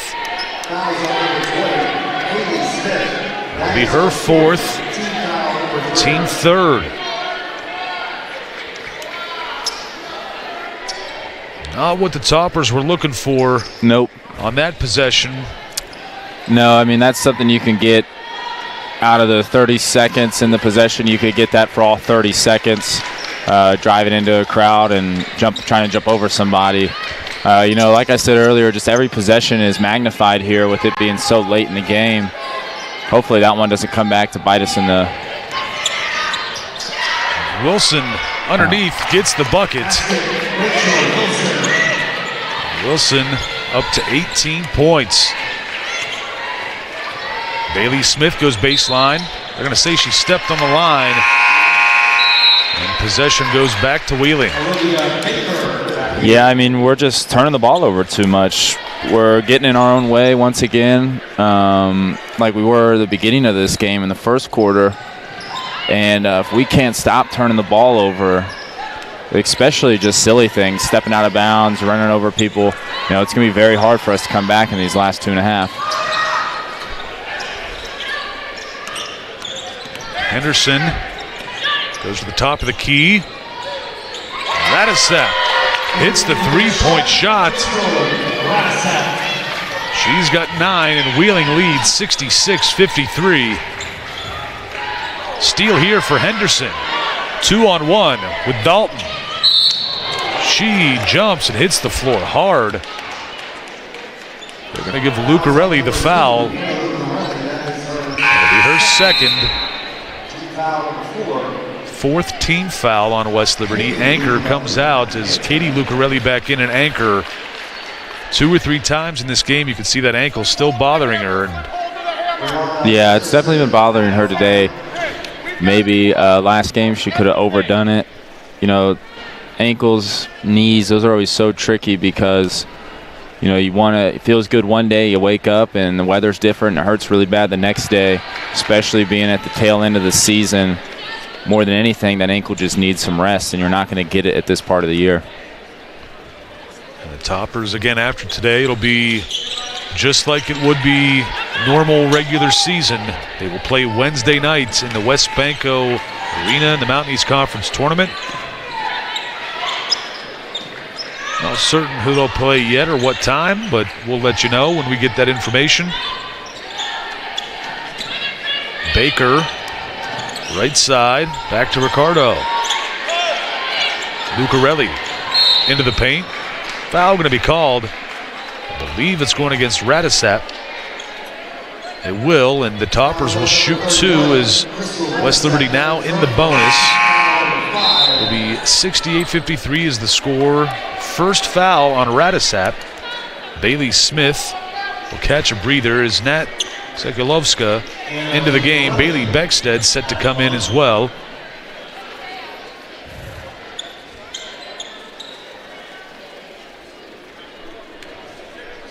Yeah, we need these, Lucarelli.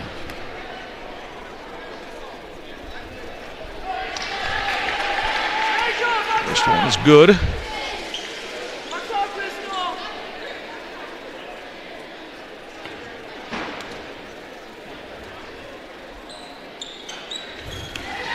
Get that one. Dalton showing off her speed again. Yeah, it's getting to the nitty-gritty here. Time is definitely not on our side now with a double-digit lead. Dalton able to get past Baker, but a foul going to be called on Liv Baker. It'll be her first, team 5th. And it looks like the Toppers almost have their 5 seniors in the game.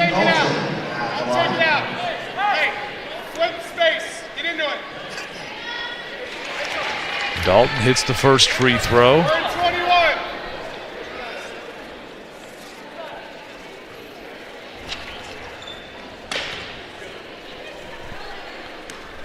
I think barring her just coming out of the game and maybe that ankle bothering her a little bit, Carly Anchor'd be out there right now with the rest of the seniors just Katie Lucarelli, the only non-senior on the floor for West Liberty right now. Julian bounce pass to Ricardo. Tries to put it up, no good. 80 seconds remain in this ball game. Yeah, every West Lib, I might just send 2. Call a timeout.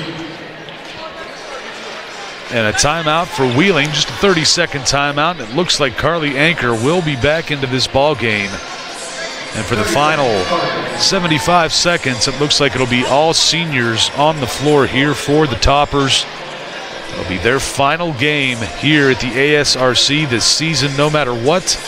This is the final time we'll get to see them here in the friendly confines of the ASRC. Again, Wednesday night, these Lady Toppers will play in the Mountain East Conference tournament. Not certain what time yet, but check that out once all the seeding and once all the games are done today and the final regular season standings are finished. We'll know much better then as to what time and who the Toppers are going to play. Yep, they're going to have a tough go at West Banco. They're not going to get the friendlier side of the seeding. But we've all seen crazier when it gets down into West Banco. Anybody can beat anybody on any given night. Good to see the seniors out here being able to finish this ball game, though. So some more of the Topper Nation fan cam there. Goes down low to Wilson. Sekalovska's there. Shot is good. Wilson up to 20 points in this ball game. 1 minute remains. Sekalovska fakes, gets into the paint, puts it up, no good, but the foul will be called. This one going against Elena Marin DeWeed, a 5'6" freshman guard from Ludelang, Luxembourg. Figured I'd try to say that. I feel like you're pretty close. I apologize if I said it incorrectly. I try my best.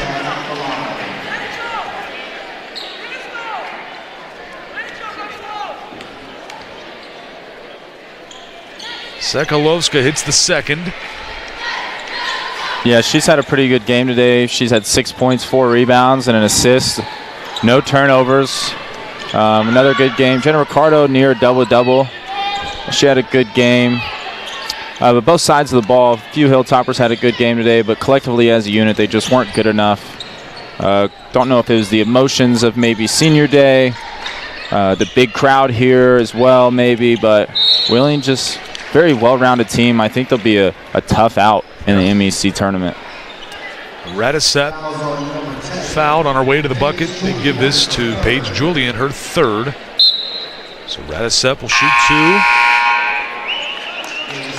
Now we're going to hear a nice round of applause as the 5 seniors for the Lady Toppers come to the bench.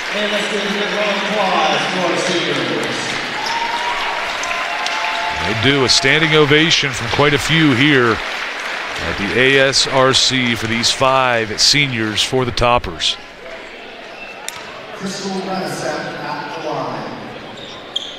Back into the game, both Lucarellis. Olivia Baker, Haley Smith, Bailey Smith. Hillary Baker into the game, number 3. 5'7" freshman from Carrollton, Ohio. Looking ahead to next year, this is the lineup you'll probably see a lot of next year if you're the Hilltoppers. So be good for these last 20 seconds just to see how they play together. Obviously, the season is not over by any standards, but just talking here at the ASRC. Yes. Out of bounds off of West Liberty, 11 seconds remaining on the clock. I would assume, well, the Toppers will put some pressure on here. Back off quickly. And crossing half court, that'll be it. Final score, 74-55. Wheeling wins. And the Toppers fall to 9-19 overall, 6-14 in conference play. Wheeling 17-11 overall, 13-7 in conference play. Really helps them out in their seeding for the Mountain East Conference tournament. Big win. For the Lady Toppers, again, the 5 seniors, Carly Anker, Bailey Beckstead, Paige Julian, Jenna Ricardo, and Natalia Sekulovska. A rough one tonight, but season is not over. We got at least one more this coming Wednesday night at the West Banco Arena in the Mountain East Conference tournament. Your take on this 40-minute ball game? Well, Wheeling there's a reason why they're going to be second or third in the MEC conference tournament.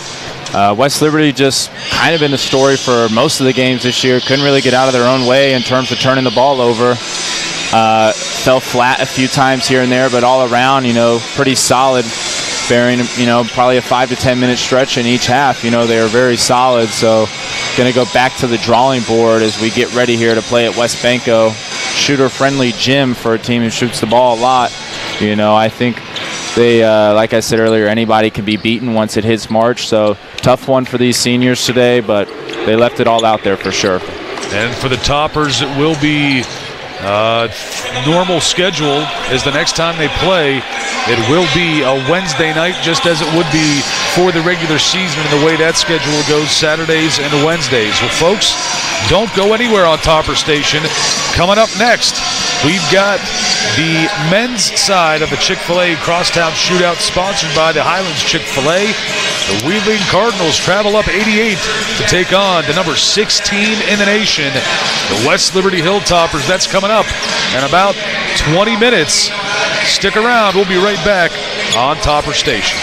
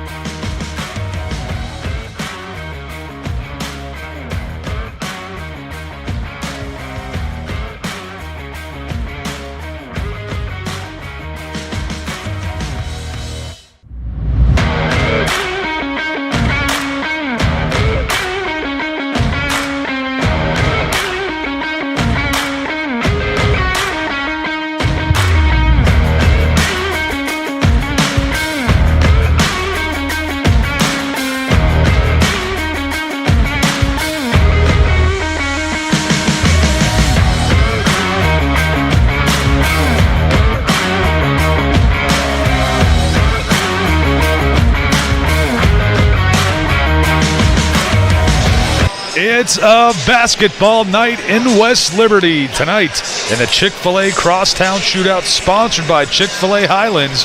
It's the Wheeling Cardinals driving up 88 to take on the number 6 team in the nation, the West Liberty Hilltoppers. Thank you for joining us on Topper Station. I am Todd Allum.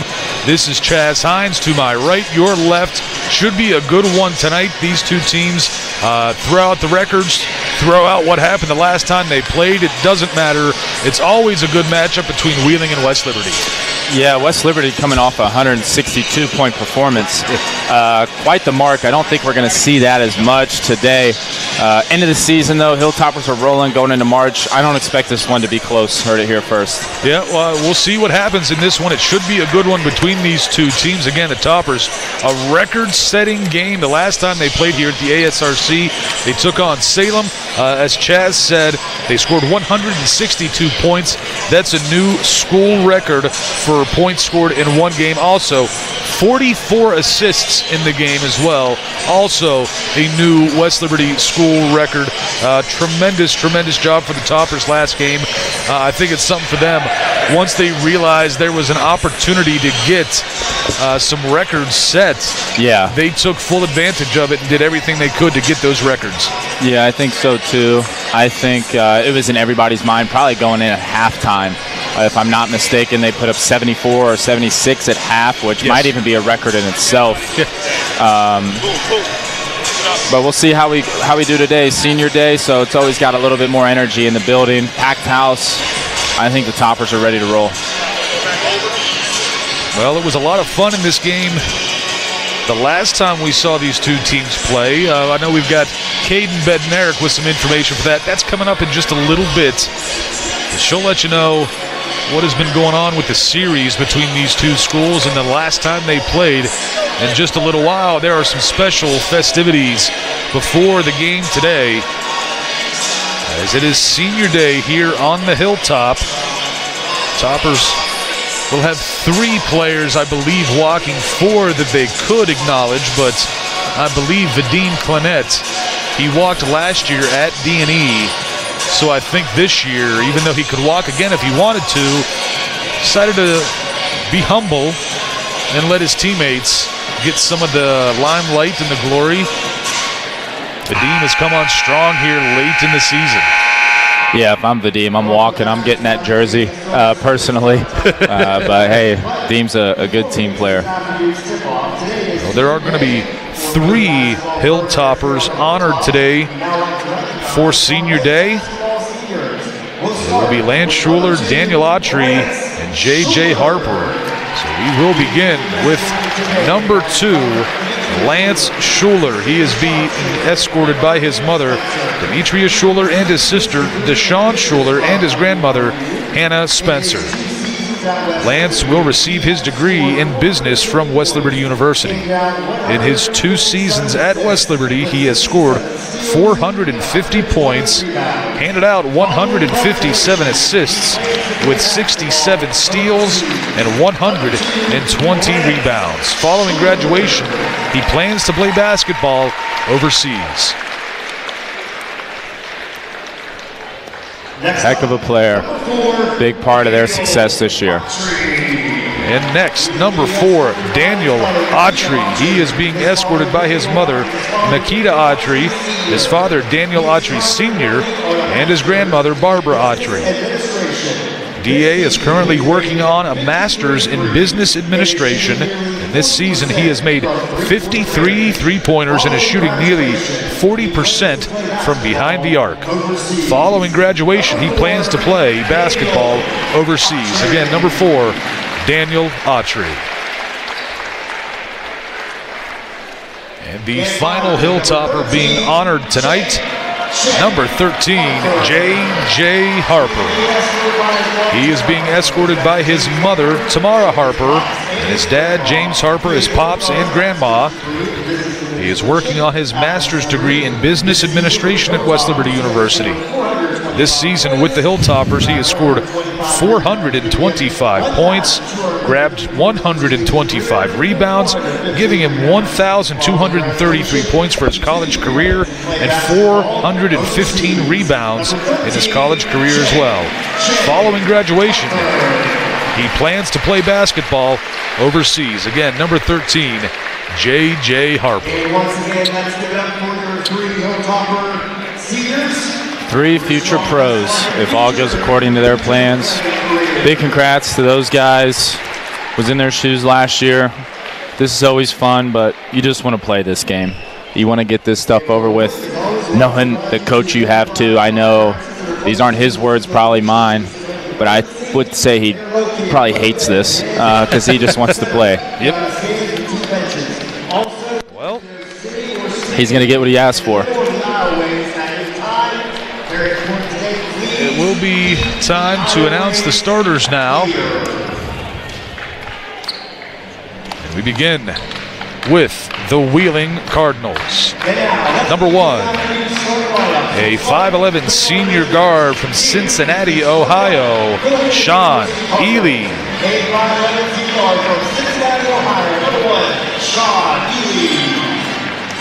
And a 6'2" junior guard from Pickerington, Ohio, number 2, Jerry Saunders Jr. A 6'3" redshirt sophomore from Pittsburgh, PA, number 5, Alex Smith. A 6'4" junior guard from Philadelphia, Pennsylvania, number 13, S.J. Hutchinson. A 6'4" senior from Charleston, West Virginia, number 21, William Gabbert. Their head coach, Chris Richardson, in his 5th season at the helm for Wheeling University. And on senior night, your West Liberty Hilltoppers starters, we begin with number 3, a 6'7" junior from Bristol, England, at forward, Finn Woodward. A 6'5" graduate guard out of Detroit, Michigan, at number 5, Daniel Autry. A 6-foot freshman from Madison, Ohio, at guard, number 5, J.P. Dragus. A 6'1" sophomore out of Albany, Ohio, at guard, number 12, Kyler DiAgostino. Last but not least, a 6'5" graduate forward from Lake Nona by way of Concord, number 13, J.J. Harper. And with that, we've got our sideline hit, our series history with Caden Bednarik. Caden, take it away. Tonight, the West Liberty Hilltoppers will face the Wheeling Cardinals. This is the 172nd meeting between these two teams. West Liberty leads the series 101-70. West Liberty won their previous meeting this season 99-92 on January 25th at Wheeling. West Liberty has won 4 in a row against Wheeling and 14 out of their 15 games. Thank you very much for that one, Caden. Again, it's been a lot of West Liberty the last good while, but 172nd time these two teams have met. You want to talk about familiarity and getting after one another. This is it, and what a pass, what a play. Get in the fast lane, Grandma. The bingo game's ready to roll for the Toppers. Yeah, I like it. Just something quick and easy at the rim. Oh, the pressure's great early on. Toppers almost forcing a turnover. Possession stays with Wheeling. Wheeling in the black uniform with red trim and numbers and letters. Oh, yeah. Steal here for Finn. One-on-one. Gets possession back. And this pass is going to be taken by J.P. Dragus back into the paint. Kicked out. Dragus, deep 3. Can't get it to fall. It's going to be rebounded by Wheeling. Number 13, S.J. Hutchinson. Ely, quick 3, no good. Autry the board. Yeah, Ely's one to watch for Wheeling, averaging about 20 a game this year. High-level shooter, can shoot it from deep as well. I think with this small lineup that Wheeling's starting, the game plan is here for their coach to put number 1 back deep into the press so he can get a bunch of easy looks. have the rest of their guys break this press. Woodward can't get the finish. The rebound for Wheeling quickly out for Ely and the bucket. Tie ball game at 2. Dragus open. He'll drive on Gabbert. Kicks it back out for DiAugustino. Puts it up. Can't get it to fall. Rebounded by Alex Smith. Toppers trapping. Ball is loose. Woodward comes up with it. Finds Dragus. Puts up the 3. Can't get it. Alex Smith comes up with it for Wheeling. Yeah, it's a good pass from Woodward, but he's got number 1 closing in on him. I think you just want to see Finn go up and score that one right there.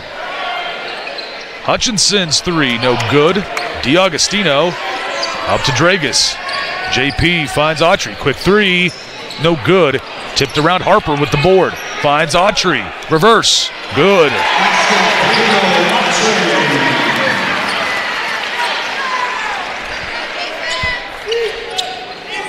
Smith looking.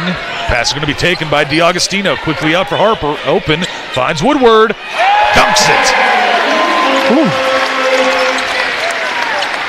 Energy's high right now for the Hilltoppers. Their pressure looks really good.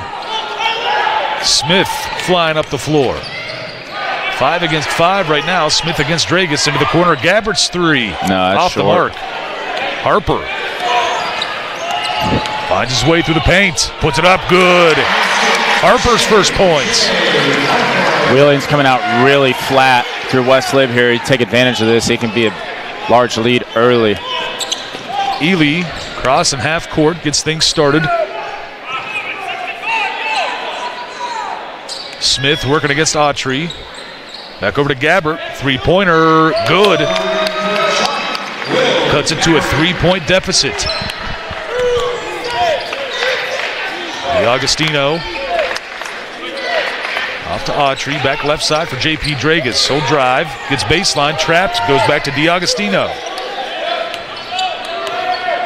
Autry puts up a quick 3. Gets this one to fall.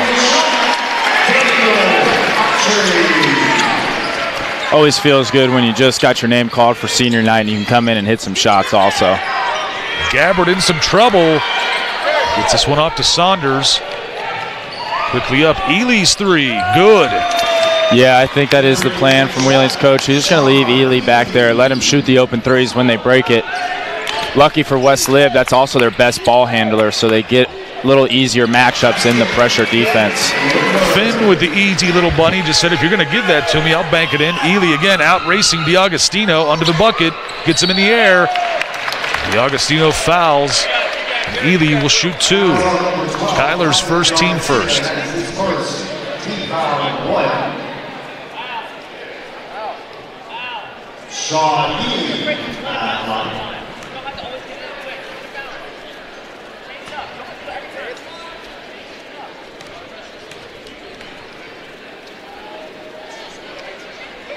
Ely's first attempt is good. Substitutions for the Toppers.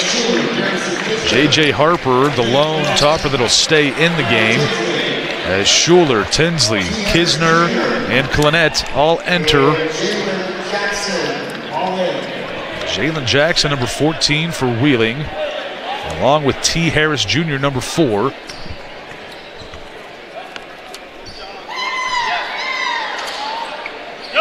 Ely gets both. 13-9. Ely with 7 of the 9 points for Wheeling. Harper surveys. Gets it to Schuler on the elbow. Makes a move. Travel call made. And the Toppers turn this one over to Wheeling.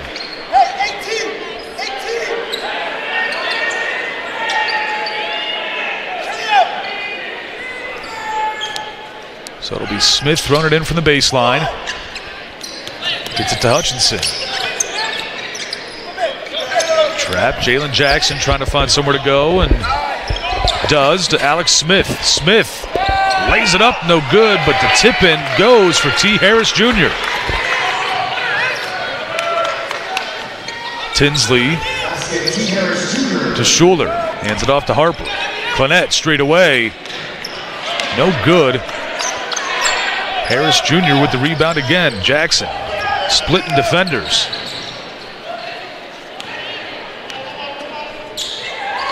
Ely against Clinette here. Big mismatch in height. Puts up a quick three. It's good again. Sean Ely on fire right now. He's up to 10 points early. Yeah, tip of the cap to their coach there with the strategy he went with. It's allowed his best player to get into a rhythm early. Cam Tinsley answers right back. The senior hits it for Wheeling. The freshman hits it for West Liberty. Right there, that behind the back, you want somebody to be there. Alex Smith, no good, and it looks like Cam Tinsley has injured himself. There'll be a foul on the Toppers. Media timeout. We'll take the break and come back on Topper Station. Number 2, at this time, with our under 15-minute media, West Liberty Athletics would like to take a moment to recognize an esteemed West Liberty Athletics supporter and the true definition of what it means to be a Hilltopper. This individual has dedicated their valuable time to being here on campus, supporting our West Liberty University's student athletes. Hilltopper Nation, let's bring on Darren Perry. You can call him Darren, and Darren is athletic complexes throughout the year, supporting West Liberty student athletes. Darren is a lifelong Hilltopper fan and supporter. Darren, West Liberty University Athletics, is tremendously grateful for your constant support over the years. Let's give it up for Darren Perry.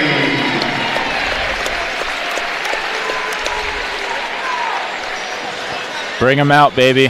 That's Darren's favorite thing to say, so I felt like it was needed to be said right there. I think every time I saw him now I've been here 3 years, I think the first words he always said to me was, bring him out. Yep. So he's brainwashed just as much as the players. Heck of a fan, even better person.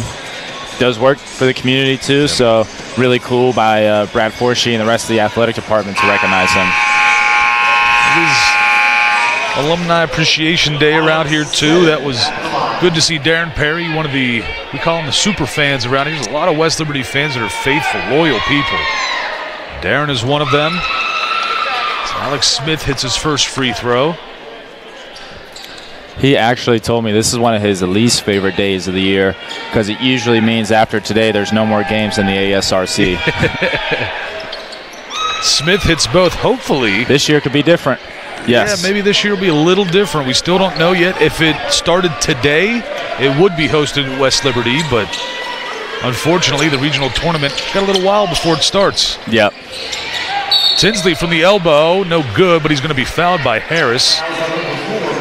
His first, team first.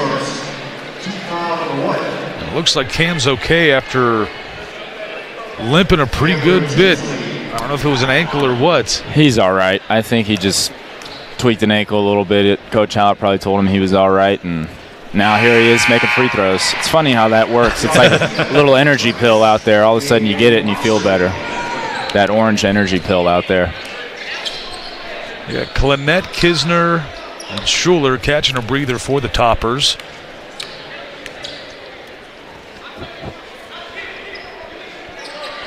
As Tinsley makes both.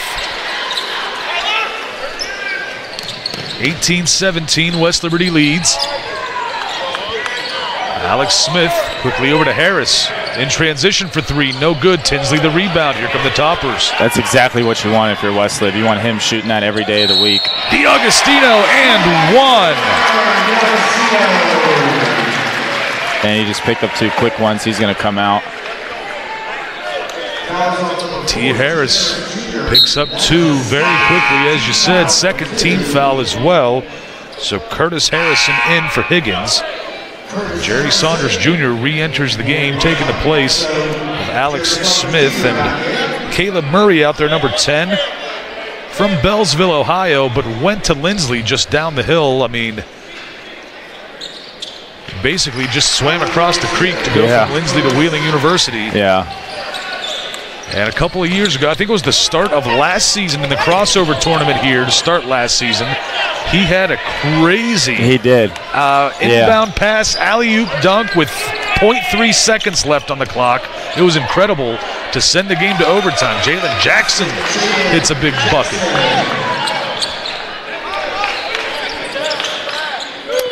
Wheeling doing a whole lot of chattering out there. This game's getting pretty chippy pretty early on. Woodward into the paint, kicks it out. Tinsley, deep three, gets it. 8 points for the freshman, Tinsley.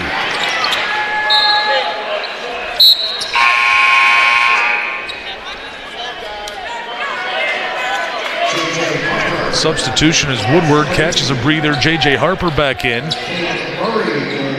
Wheeling will have 7 seconds to get to half court after that last play for Jackson. Throws this one up for Murray. Is it too long? He saves it, but right to J.J. Harper. 5 on 4. Gotta go, 5 on 4. Dragus can't get this one. Autry tips it around, but it goes to Jalen Jackson of Wheeling. Here he comes. Little water bug. I call those guys almost fake fast. They look like they're fast, but really their legs are just moving really fast. He wasn't really going by many people there. Hard up physical and somehow gets that bucket to fall as Curtis Harris in the fourth. Quickly up for DiAgostino. Alley-oop layup, no good. Would have been a highlight reel right there. Yeah, I hope 23 is also playing DN for Wheeling. He looks like he is in the wrong sport 110%. Saunders' three-pointer is good. His first points, and it's a tie ball game at 24. Yeah, Saunders shooting 28% from 3 on the year. I think Westlife's going to live with him shooting if he will. I think they might want him to shoot more, honestly. Now that he made one, hopefully he does. Harper in the paint gets some contact big time. They give this to it will be against Curtis Harris in the fourth. I thought for a second he was just holding up a 2, thinking it was going against Saunders. That's the third team foul. Substitutions for Wheeling.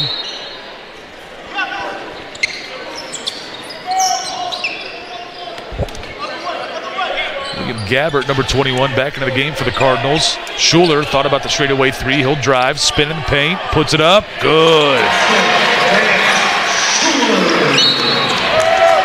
Autry going to be called for the foul, trying to press. His first. Team third. A lot of emotions going around this game. Place is full. This is probably the biggest crowd Wheeling's played in front of all year. Their second biggest being when we went to their arena. So they're excited. Senior night, there's a bunch of things on the line here for both teams. Saunders Jr. fouled on his way to the bucket by J.P. Dragus. If he hadn't been, it was going to be all J.J. Harper on that block. Yeah, J.J. swallowed that one up. He was better than timed it. He knew exactly where it was going to be. Jared Saunders Jr. at line.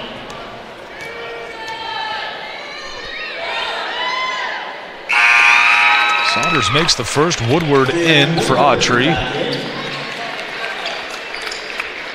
Finn had an emotional game I guess you could say post-game, emotional post-game. His mother dressed as Topper the Bear for a team photo. His mother, I don't think his parents had seen him play live in the United States ever. The first time they got to see it was last game against Salem. Back into the game is S.J. Hutchinson taking the place of Curtis Harrison. Yeah, it was a really neat experience. I was in on the loop the entire time. I was a little bummed out that I ended up missing it, of course. I missed a lot of good things that game, but really special moment for him. I'm happy he got to have that. Harper can't get this one to go. Rebounded by Ely. Toppers are going to press after the miss. Travel call is made. Toppers force the turnover. Westlake gets possession back.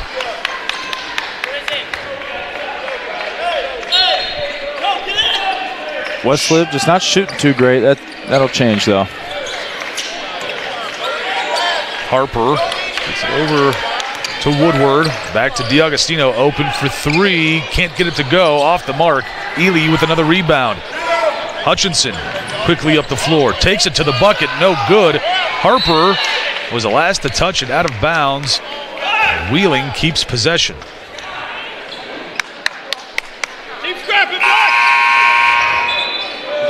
Clinette into the game for West Liberty, taking the place of J.P. Dragus. Hutchinson working against Woodward, gets there. Shot is good. Hutchinson's first points. Schuler making the moves, gets hit. Goes down, and it's going to be a foul on Hutchinson. That'll be his first, team fourth.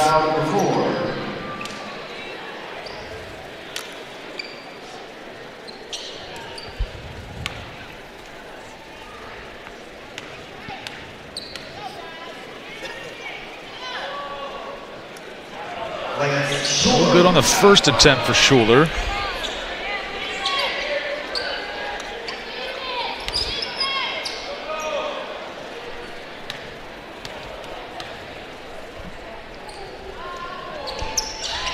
Second one is good. Give him 3 points. Jalen Jackson into the game for Sean Ely.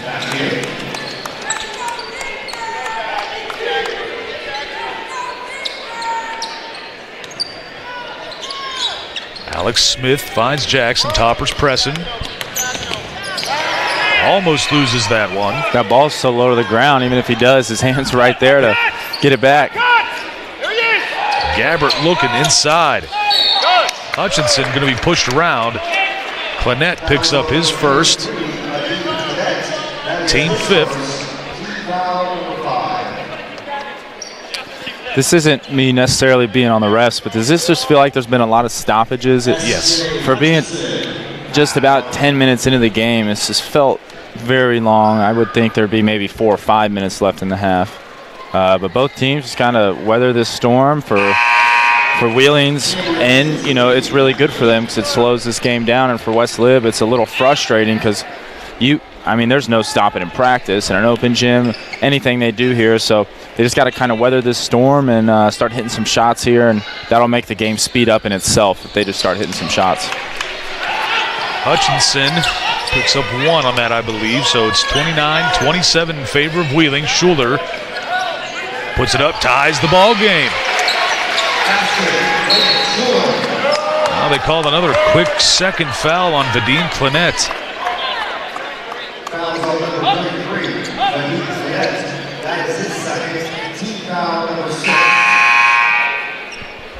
J.P. Dragus back in, taking the place of Clinette.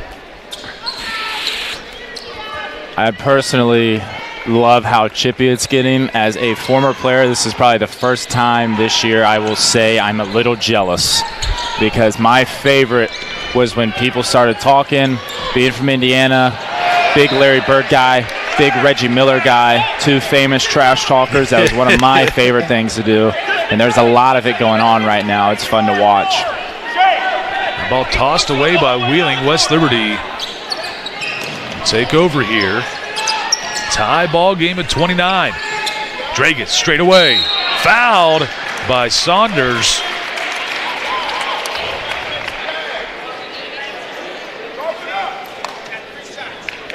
That's going to be 3. Yeah, they'll get 3 shots here coming up. J.P. Dragus, 3 shots.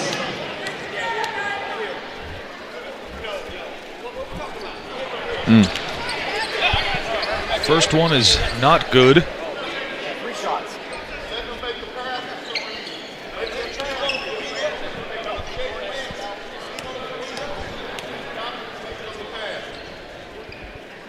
Second one does go. Autry back into the ball game for West Liberty, taking the place of J.J. Harper. As we look so far, Ely has 10 points, 3 rebounds for Wheeling. He's only missed 1 3-point shot, taken 4 from the field. 2 of 3 that time for J.P. Dragus. The Toppers lead 31-29. Smith finds Saunders. He's trapped. Oh, yeah. Tinsley saved by Woodward, and the bucket.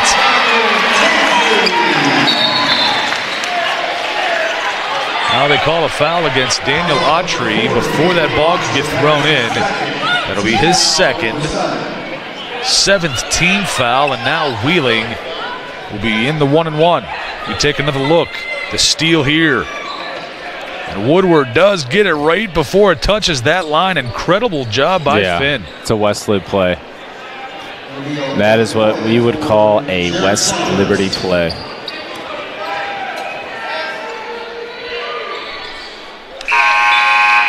Kyler DiAugustino back in.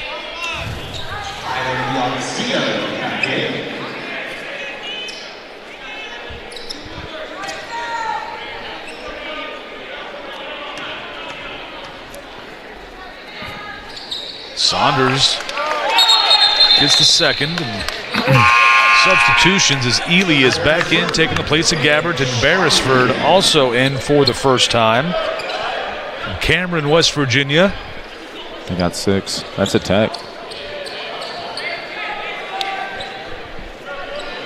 Thought they might get a 6 people on the floor tech for a second. Got saved by an official. West Lib, though, they got them right where they want them.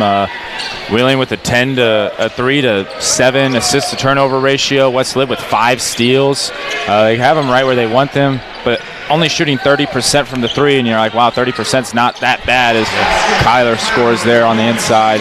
But 3 of 10, and 3 of 10 is not the West Liberty men's team standard. And another steal here. Woodward and Tinsley team up for that. Woodward finishes at the bucket. He's got 8.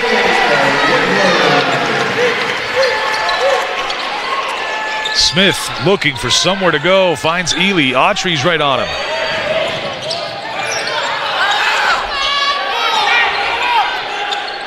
They'll settle things down in the half court. Ely working against Tinsley. They're going to call a foul on Tinsley. It'll be his first, team 8. Topper Nation doesn't like it, but with that stoppage, it'll be immediate timeout. We'll take the break and come right back on Topper Station. If you're looking for off-campus housing, then Hilltop Acres is where you need to be. Just minutes from campus, Hilltop Acres offers modern amenities like high-speed internet, large flat-screen smart TVs, and in-unit laundry, as well as complete kitchens with dishwasher. You'll love the vibrant community vibe and friendly neighbors. Enjoy a balanced student life with everything you need right at your doorstep. So why wait? Make Hilltop Acres your home away from home today. Each year, the men's basketball program wants to give student-athletes a unique experience. This year, we will be going to Las Vegas. Please consider giving to the men's basketball program to give student-athletes like myself a chance to experience something new while playing the game I love. The day of giving is March 26th. Please visit the website for more information. Thank you, and go Toppers.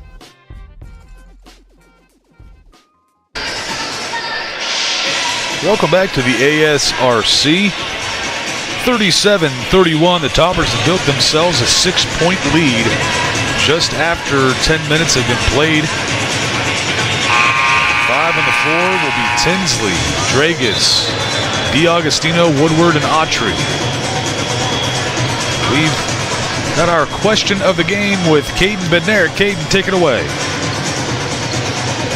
The Panhandle Cleaning and Restoration question of the game is 57 West Liberty players have scored 1,000 career points, including himself. How many has Ben Howlett played with or coached? Stay tuned for the answer at halftime.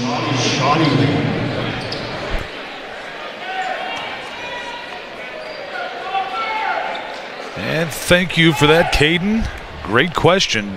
How many has Ben Howlett coached or played with? Well, the 1,000-point scorers, and Coach Howlett is one of them. Probably going to have quite a few. Are they talking about just West Liberty 1,000-point scorers or total? Would be a good question. Good, yeah. So a lot of transfers come in and then eclipse 1,000 here at West Lib. Lance Schuler being one of those this year. Ely only able to make 1 of 2. It's a 5-point game, 37-32. Tinsley thought about it for a second. Now it's Dragus, right side, peeling back, finds Woodward. He'll drive on Jackson with the mismatch. Goes to Tinsley, DiAugustino for 3. Gets it to go! Kyler with 8 points. The Toppers lead by 8. Jackson getting chased down by J.P. Dragus. I would just trap this guy every time he catches the ball in the transition press, even if it's beyond half court. Inside to Ely. Autry is there on the low block. Kicks it back out for Smith. He puts up a deep 3. It's good. Smith gets 5 points now. DiAugustino answers right back. He's got 11. Ely flying up the floor. Smith over to Jackson. What a deep three, no good. Tipped around. They're going to say last touch by West Liberty. Wheeling keeps possession. Schuler, Harper back in. Same with Gabbert and Murray for Wheeling.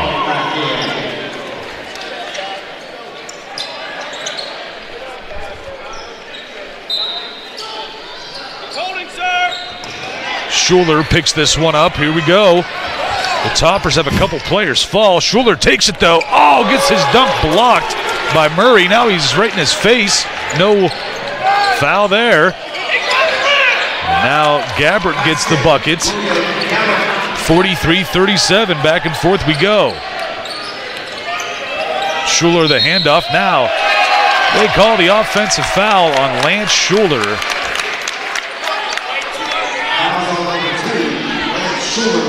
That'll be his first, team 9th.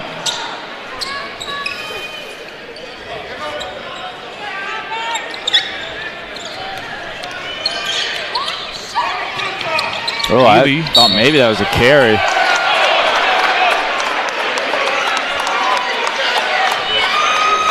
They call another one on Lance Schuler. He is second now. Wheeling into the double bonus for the remaining 7:42 of the first half. Just keep my comments to myself about these last few calls as Wheeling is getting to the line once again.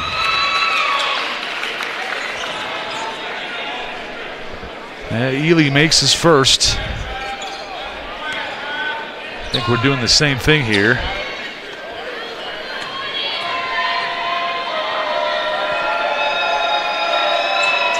Second one goes as well. Jerry Saunders back into the game for Beresford.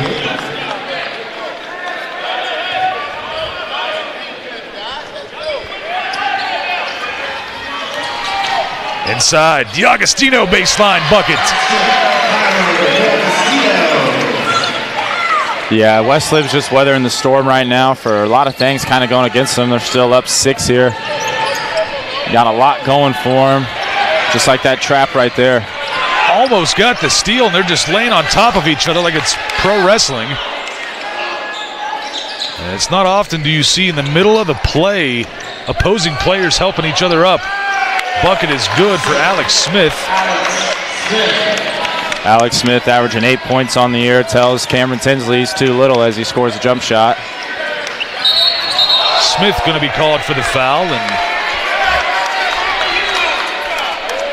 that'll be his first, team 6th.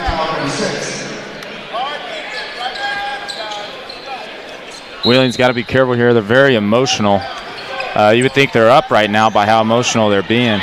Tinsley gets the bank shot, and one coming up for Cam Tinsley.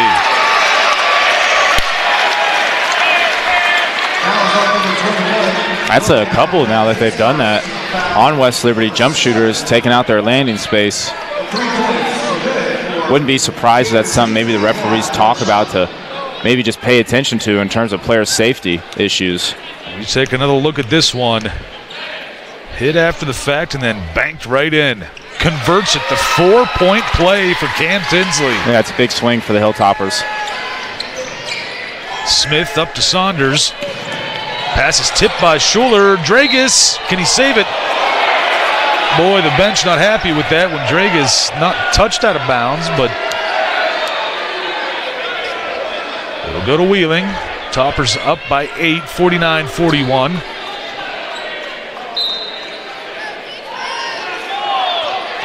And Sean Ely pushing against Schuler. With the lineup West Liberty has in right now, though, they have the privilege to be able to pretty much switch everything 1 through 5. Saunders, no good. Rebounded by the Toppers. Schuler directing traffic, dishes it off to Dragus. He'll drive, puts it up with the right hand. No good off the glass, and here comes Alex Smith.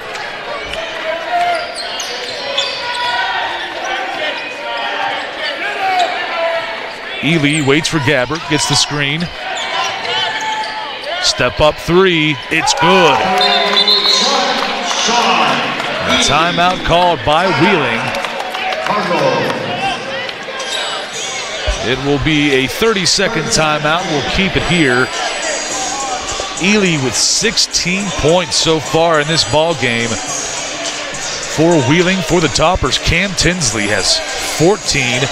Kyler DiAugustino with 13 points. You see some of the Topper Nation fan cam there. Packed house. It's a good shot there. It is absolutely packed, and I keep trying to see if there's any former Topper players in that shot. There's quite a few around the arena. I got a couple known hackers sitting in front of me, and Ben Sarson and Zach Rasil. Both of them also known to never call it as well. Don't shoot the messenger here, but I know some bigger hacks, though, that are not in the building. One of them overseas right now. He was quite the hacker as well. He'll tell you he plays good defense. But not a lot of foul calls in practice, so I think that is a legit issue to why West Lib is normally in foul trouble, because things are so physical in practice.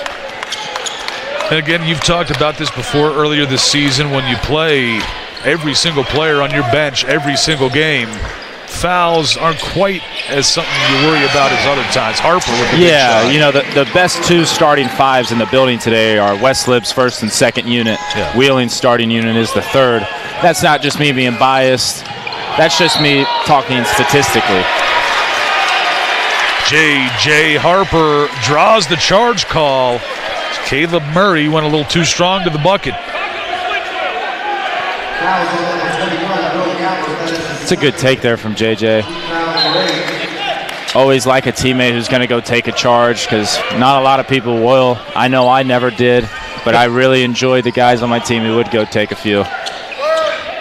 Woodward from the elbow. That's a foul. Wrapped up by Ely, but still makes the bucket. I think maybe the ref, I don't know, might have heard me. It is pretty loud in here, but hey. Got some eye contact there. Wanted a 5-second call, and now steps on the sideline is Jerry Saunders. I hope he knows I wasn't critiquing him. He just kind of came out in the moment, but hey, if that maybe gets us one in a little bit, I'll take it. Absolutely so. Harper will throw it in from the sideline. Schuler, they're giving him all kinds of space. Yeah, he'll hit one sooner or later, I think. There it is, wide open. Don't let me. Oh, man. Right off the rim. Alex Smith, the rebound. Toppers will trap. Yeah, I think it's a big 5 minutes for West Lib here. They're able to kind of extend this lead. Anything double digits is going to be tough for Wheeling to sustain and come back against next half. Ely out to Alex Smith for three. It's good. Yeah, he's hit some big shots here. He's been left open a few times. Had 20-plus in their first meeting earlier this year, and he's having another good start today. Pass tipped by Gabbert. Wheeling takes over.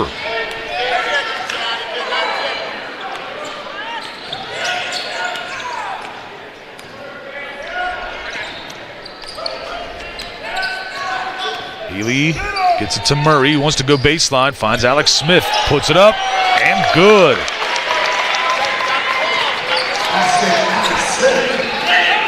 DiAugustino's three. Doesn't go. Harper flying for that rebound. Schuler saves it. Over to Woodward. Hands it off to Tinsley for a three. No good. And Alex Smith takes it for the Cardinals. Ball is loose. They call the foul.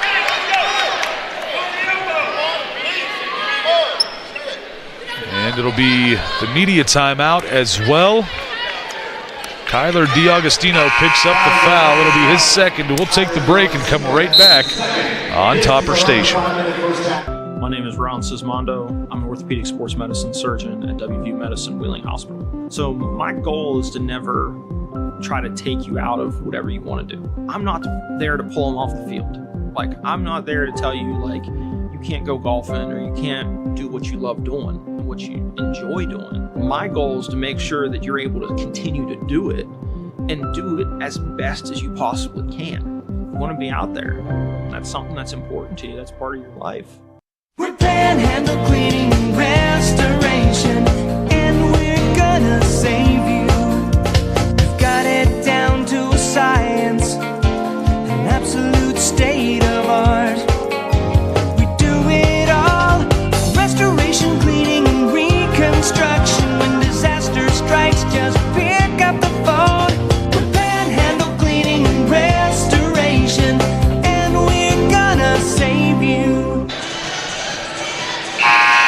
back to the ASRC. You take a look there, the Topper Nation fan cam.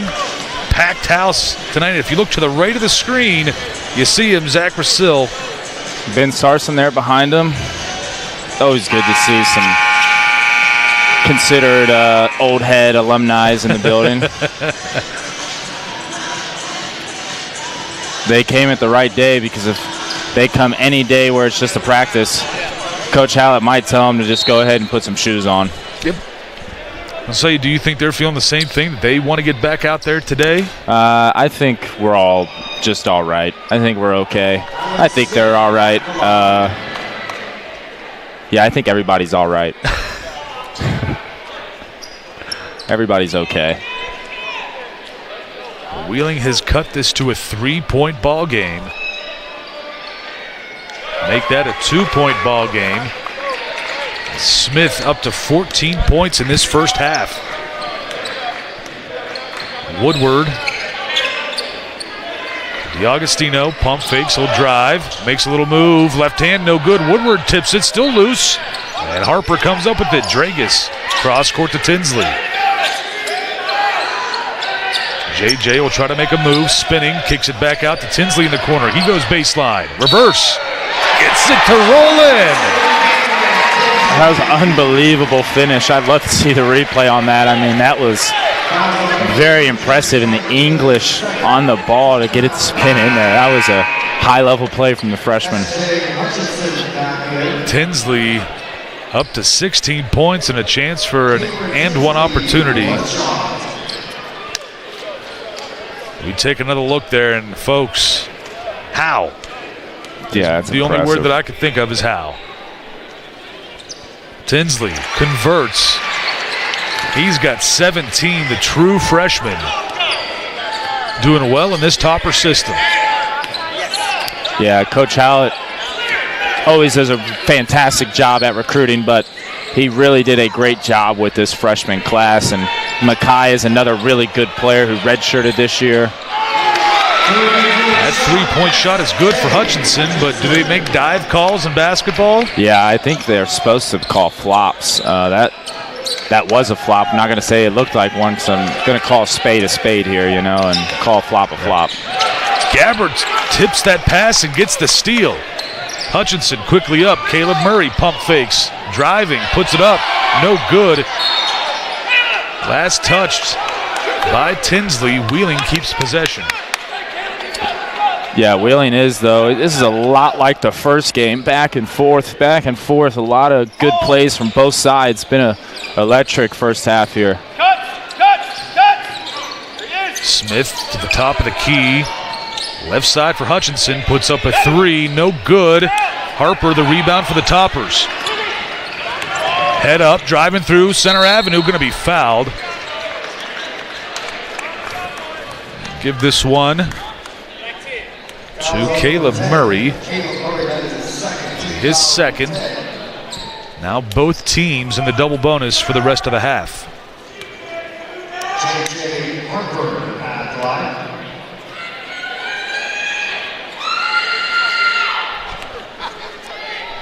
So Autry set to come back in. Same with Jalen Jackson of Wheeling.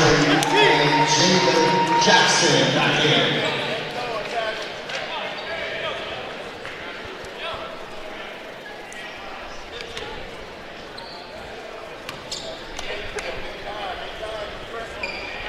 Harper makes this a 4-point ball game, 58-54.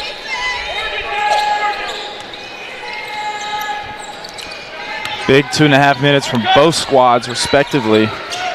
Wheeling on a little bit of a run there, chipped it away. Wesley got to keep a couple guys out of foul trouble here, too. Ely working against Harper. Kicks it back out for Alex Smith. He puts up the three. It's no good. Harper gets the rebound for West Liberty. Quickly up to J.P. Dragus. 2 minutes left in the half. Dragus dishes it around. Harper shoots the three, no good. Jackson comes up with the rebound for Wheeling. I think he's going to be pretty aggressive here. I mean, he's got arms all over.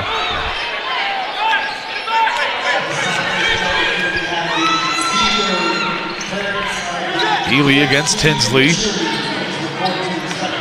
Gets into the paint. Shot is going to be blocked by Harper, but right to Gabbert.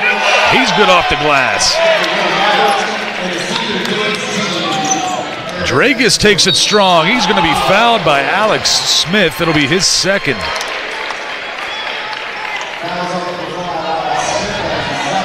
This is very eerily similar to the first game at Wheeling. Score, the way this half is ending, foul trouble. Very good game.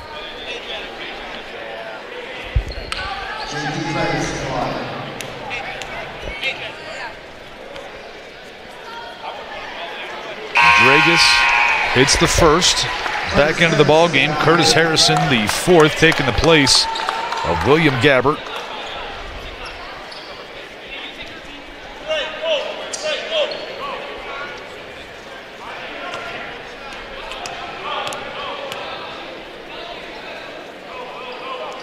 Dragus 2 for 2.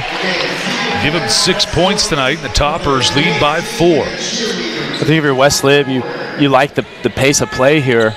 You like everything you're seeing. I don't, if you're Coach Hallett, I don't think you're expecting as a silly turnover happens there. I mean, this is exactly what I was going to say is I don't think you can expect Wheeling to be able to play with this kind of intensity and efficiency all game long compared to the Hilltoppers who do this night in and night out. So I think if you're West Lib, you take it. There it is, vintage Finn Woodward off the inbound pass. Yeah, caught the fresh sub. They threw it right at him, caught him sleeping. Jalen Jackson trying to make some moves, dishes it off to Alex Smith. Jackson sets things up here in the half court, directing traffic. Big stop here for the Toppers. They're not going to get their 2 for 1, so you got to get a stop. Smith will try to drive on Dragus. Kicks it back out for Hutchinson. Puts it up. No good. Autry the rebound, and there is no shot clock. A timeout called for the Toppers. The use it or lose it timeout. Yep. So it'll be a 30-second timeout. We'll keep it here. 23.2 left to play in this McDonald's first half. Toppers lead by 6. Looking to try to add to it on Senior Day. Yeah, they are. It's been a very fun game to watch. Been a fun game to commentate. Both teams shoot the ball pretty well. They're both playing hard, and it's been competitive. It's been chippy, and it's not been in a bad way, too, which is also a good thing to see. It's just 10 guys out there really competing hard against one another. We saw some of Rachel Wilson of the Wheeling women's team and some of the coaches as well for the Wheeling women's team. Toppers are going to take their time here. They will take the final shot of the half, or at least attempt to. 10 seconds left. DiAugustino working against Hutchinson. Gets into the low block. Spinning out of it. Almost like a hook shot, but they're going to call the foul on Hutchinson. It'll be his second. Bit of a bailout there and gets him at the line. I mean, this is exactly what you want. I don't think he was drawing it up to get 2 points that way, but I think he's going to take it any way he can get it right now if you're Coach Hallett and Kyler. DiAugustino to the line. First one is good. Harris back in for Jalen Jackson.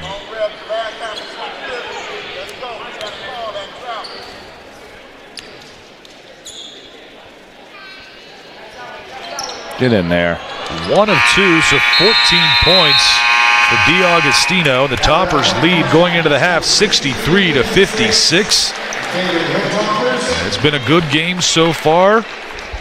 Your thoughts on the first 20? I think it's been, like you just said, a good game so far. I think it's been very electric. I think it's been a fast-paced game. If you're coming here to watch the Hilltoppers, I don't think you're necessarily upset with the way it's gone because it's been a really fun game to be a fan of either side of the aisle. So I think overall West Lib wants to come out and shoot a little bit better and maybe guard the perimeter a little bit better. They've had a couple guys get left open defensively and had some lapses there. But I think if you're West Lib, you can't complain. You got them where you want them. And the Toppers have 3 players in double digits: D'Agostino, Woodward, and Tinsley Wheeling, with 2 players, Sean Ely and Alex Smith. We've got some seniors for the dance and cheer team here for West Liberty University. We will go along with our PA announcer, AJ Proger. Will have the call for you.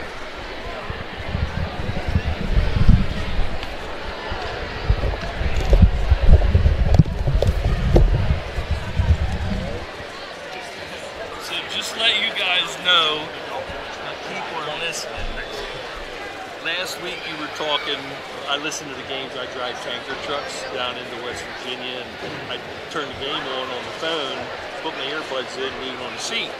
Chaz is talking about coming into practice and banging. I'm Bryce's uncle. And so I texted Bryce, I said, hey, Chaz said he's coming for practice meet. I said, where do I sign up? I'll be 67 in April. Okay. And I still got some college time left. I still got some eligibility left. Hey, you're doing good, by the way, man. Good thanks. Yeah, great. He said he's trying to give me some NIL. Yeah, I know. You're doing good. You're doing good.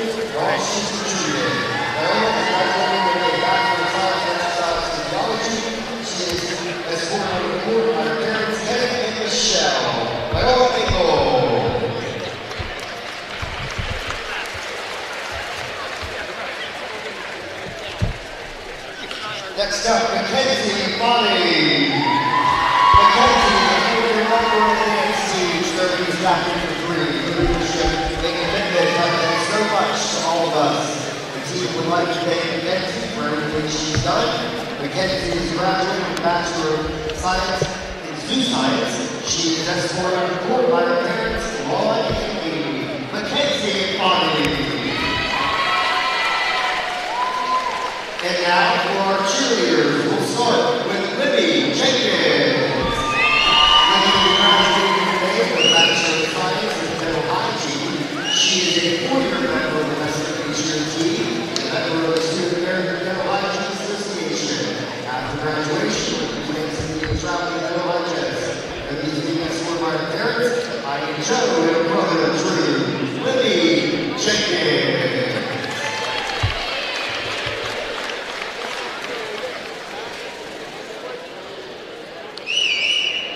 Next up, Allie Lidenhofer. Allie will be graduating today with a Bachelor's in Elementary Education. She is a 4-year member of the West Liberty cheer team. After graduation, she plans on moving to Columbus to begin her teaching career. Allie is being escorted by her parents, Eric and Marissa, and sister Lillian. Allie Lidenhofer.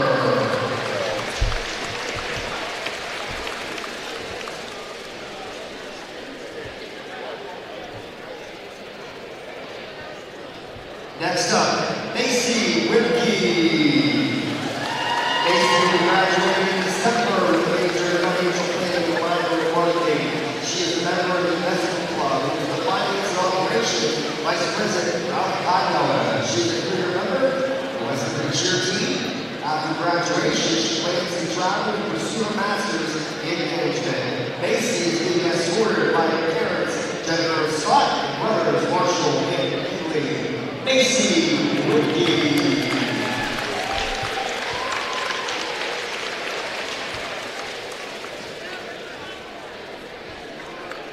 Next up, Grande Hessen. Grande graduated in May with a Bachelor of Science in Biology. She is a first-year member of the cheerleading team. After graduation, she will be attending West Liberty's Physician Assistant program in June. Grande is being escorted by her grandfather, Richard Alvarez.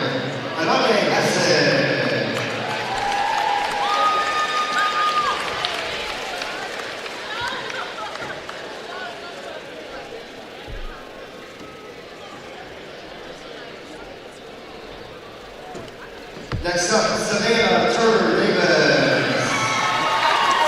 Do you want to draw for the 50-50? Alright, that's the winner.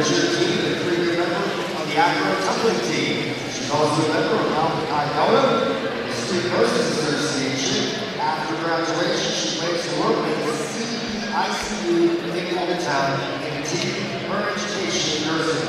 She is being escorted by her parents, Daryl and Letitia Hunting, and her sister, Alexis. Savannah Turner Davis.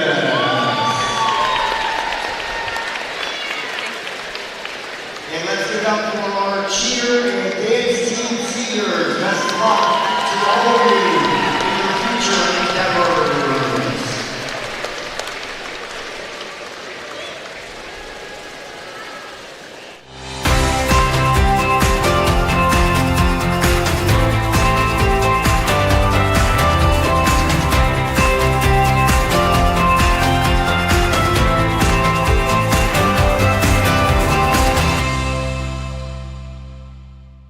Hey guys, my name's Todd Cover. I'm President and CEO of Belmont Savings Bank. People ask me all the time what makes Belmont Savings different. Here's a few examples. We are 100% focused on our customers. We have the best checking accounts around. All the decisions are made here locally, and the money stays here in your local community. So follow us on social media to find out what we're doing in your community. I encourage you to visit our website or come check us out in person. How may we help you today?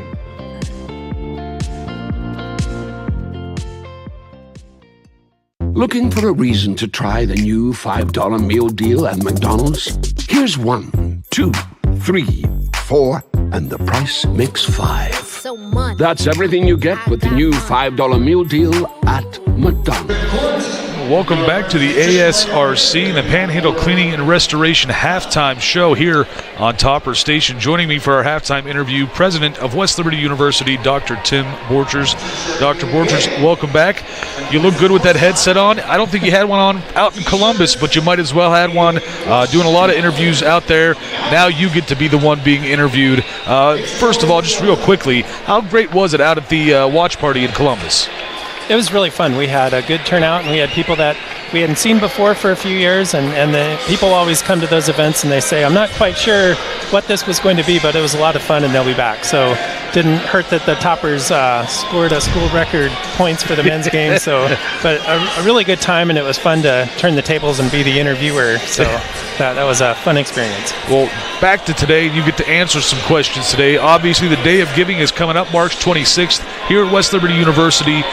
What was the inspiration to really launch the Day of Giving once again this year, and what are some of the objectives we hope to get from this? So the Topper Day of Giving, this is the 9th year that we've done it, and a lot of universities have really switched to a Day of Giving like this format, replacing the old phonathons that we used to do that weren't incredibly engaging and didn't always make a lot of money. So the goal is really to motivate all the different groups that are raising money to get their fans, their supporters, alums to donate to the cause, to help fund student travel, to help equipment purchases, to help maintain our strong athletic programs. So a lot of different funds are available for donors to give to. We've made over $250,000 the last couple of years and hope to hit a high number again this year. And that was going to be one of my next questions. With the money that is donated to West Liberty University, what kind of programs, academic programs, and other student fundraising kind of things can these kind of lend towards? So donors can give to whatever choice, whatever fund they want. There's a number of choices on the page that they can select from. A lot of our academic departments, the colleges, a lot of the athletic teams, some of our student organizations, just about something for everybody. Yeah. And the money really goes to support student travel, which is a really great experience for students to round out their resume, upgrading technology in some cases, maintaining our athletic teams, some facility upgrades. So it's a variety of sources depending on which funding source is being used. And I've gotten to tell my story a couple times to the fans out there in Topper Nation of just being in broadcast and the Topper Day of Giving and what it really did to help me in my career as a student and learning how to do these kinds of things. What other some success stories at West Liberty do we have? Well, you mentioned the TV studio is one that we're launching this year to upgrade that facility, and that'll be one that really sets professionals up for success down the road, so that's an exciting one.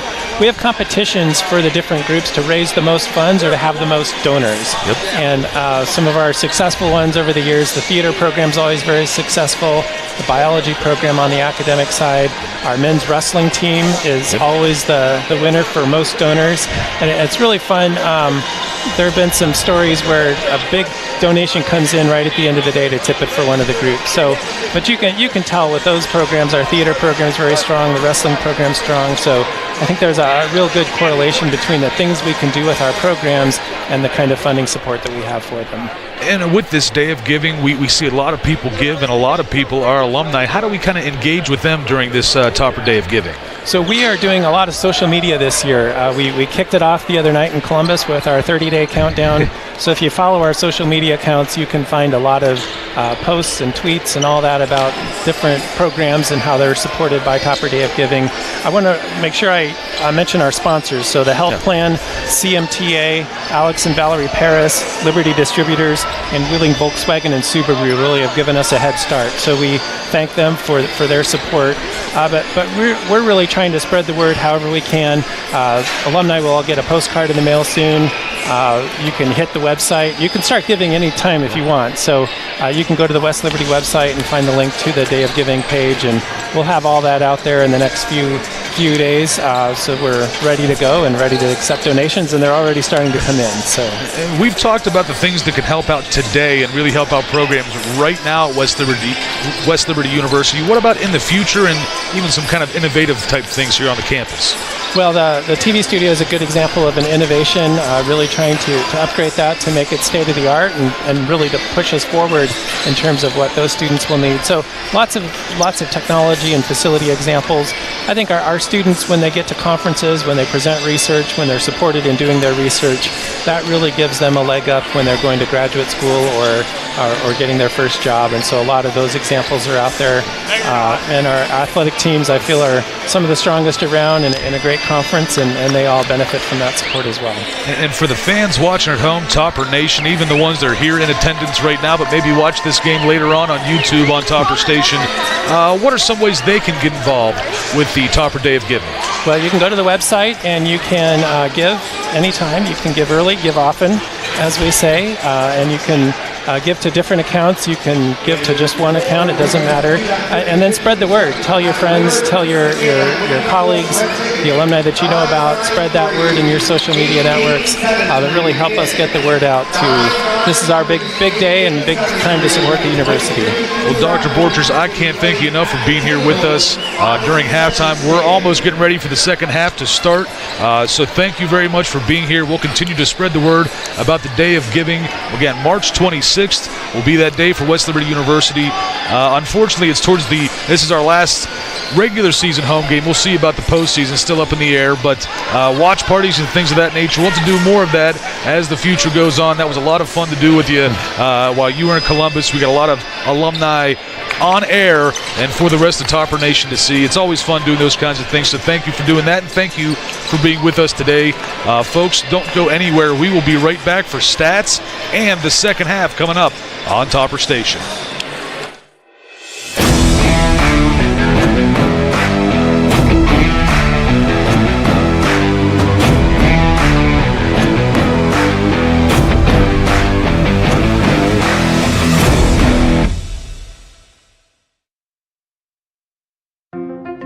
From the long-lasting and reliable heating and cooling systems we send out the door, to the friendly and knowledgeable dealers who go the extra mile. With a no-hassle replacement limited warranty, you can trust day and night to deliver outstanding service and performance, keeping you a step ahead with advanced technology and exceptional comfort. To find a day and night dealer, visit dayandnightcomfort.com. The Mountain East Conference men's and women's basketball tournament returns to Wheeling March 5th through the 9th. West Banco Arena will serve as the host of one of the nation's premier basketball leagues, featuring one of the highest scoring conferences in America. Action begins on Wednesday, March the 5th, and concludes Sunday when 2 champions will be crowned. For advance tickets, go to westbancoarena.com and visit mountaineast.org for tournament information. The 2025 Mountain East Conference Basketball Championships, presented by the Health Plan. And welcome back to the ASRC. We're getting set for the second half. We got some. I don't know if we got time to put the stats graphic up or not. We'll get to that at some point here very quickly. We'll take a look at these stats. 63-56 is the score. Topper 6 of 17 from behind the arc, 8 of 16 for Wheeling, 50%. Rebounds in favor of Wheeling, assists in favor of West Lib, but a lot of turnovers for Wheeling with 12, just 4 for the Toppers. Yeah, West Lib's doing a good job taking care of the ball. Got to capitalize a little bit more off these turnovers from Wheeling. Wheeling playing most of their starters, they're going a couple deep on a few guys, but in terms of heavy minutes, they're just really playing their 5 guys, so just got to continue to wear them down. So a foul call on J.P. Dragus. Will be his second, team first. Second team foul, number 1 of the half.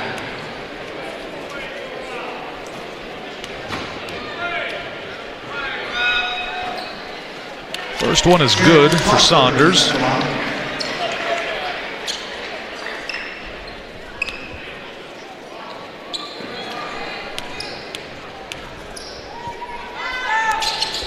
Second one, no good. Dragus, the rebound.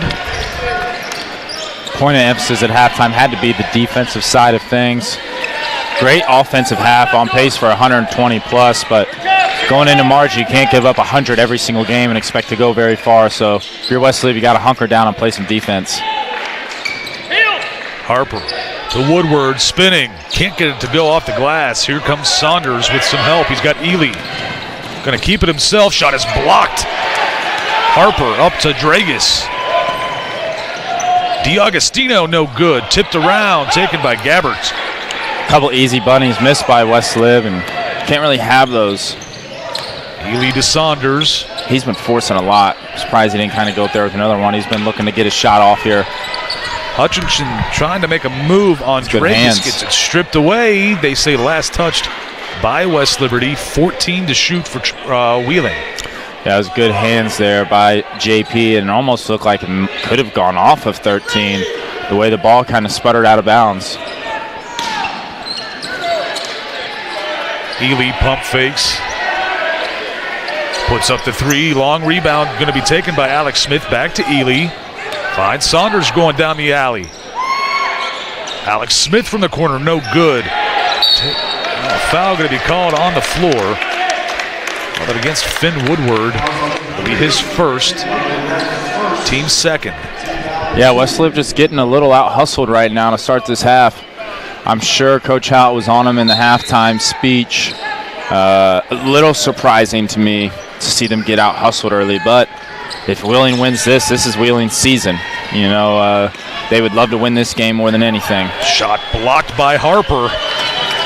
Dragus finds Autry, puts up the 3, can't get it to go. Tipped around, Alex Smith has it quickly up for Ely. 2-on-1 with Hutchinson. Hutchinson is good. He's got 8. Yeah, Wheeling getting out in transition a lot early on this half. Flat legs from the Hilltoppers. Woodward off the glass, no good. Smith the rebound, quickly up for Saunders. Harper chasing him down. Harper gets the block. Autry in transition, 3 no good. Woodward fighting for that rebound taken by Gabbert. Ely working against Woodward.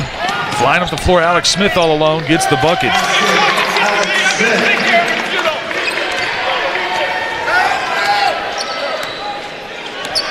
Woodward to Dragus. Pump fakes, puts up the 3, no good. Taken by Gabbert, punched out by Autry. Toppers put a new 3 in. Tinsley, Schuler, and Clinette. Woodward, Autry, and Dragus catch a breather.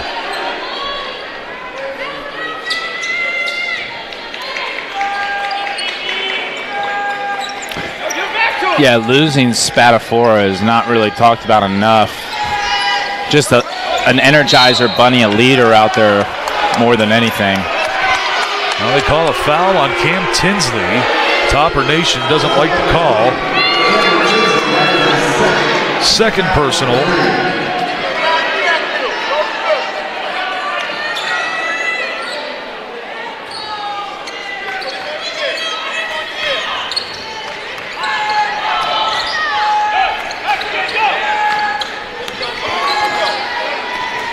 Hutchinson almost stripped away by Tinsley. Put up, no good.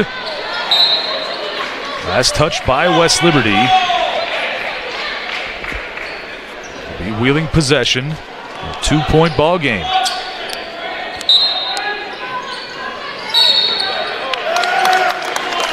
Now they call another foul on Lance Schuler.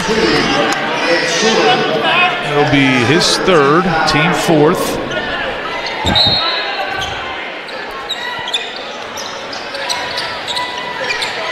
Ely step back jumper well off the mark.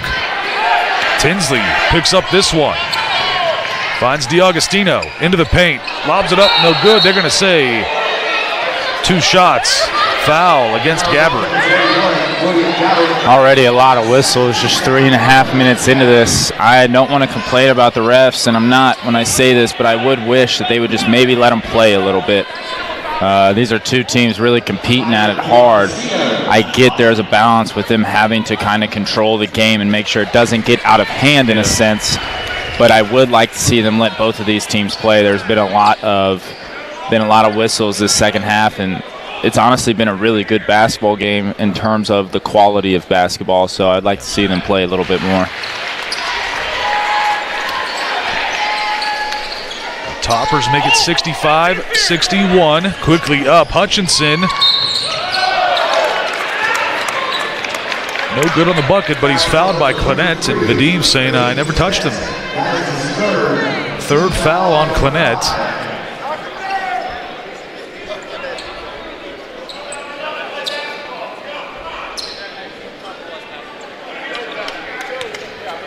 Take the free throws here. Hutchinson cannot make the first. Ball don't lie. Even if it was a clear foul, I literally cannot help myself from saying ball don't lie. It is almost just like it happens without me even noticing. 1 of 2 for Hutchinson on that trip. He's got 9 points so far in this ball game, and Tinsley sets it up for the Toppers. Pump fake for Harper, spinning back. DiAugustino trying to drive.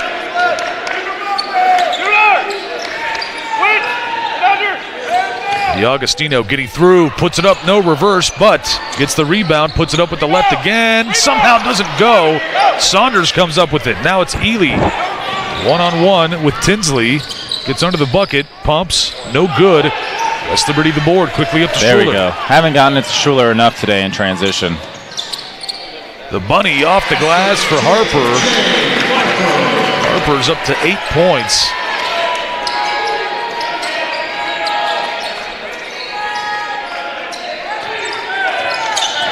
Smith back over to Gabbert. Crosses half court with 2 seconds to spare. Gabbert tries the reverse, no good. Clinette is there. Here comes Schuler. That's just not number 21's game at all right there.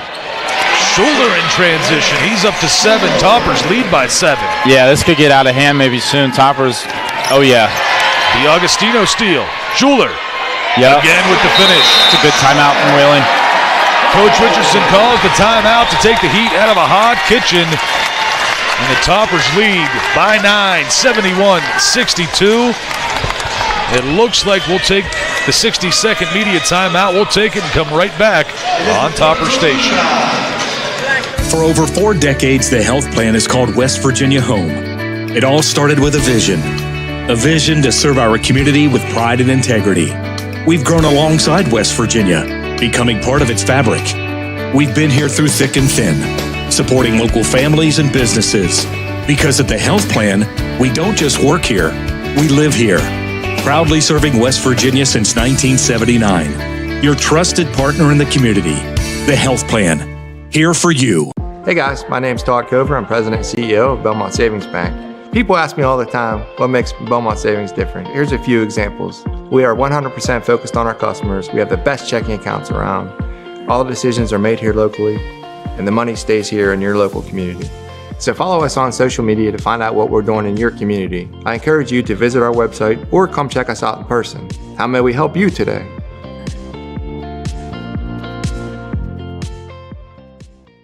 And welcome back to the ASRC. We've got our answer to the question of the game. Caden Bednarik has it. Caden, what's the answer? The answer to the Panhandle Cleaning and Restoration question of the game is 28 out of 57 1,000-point scorers.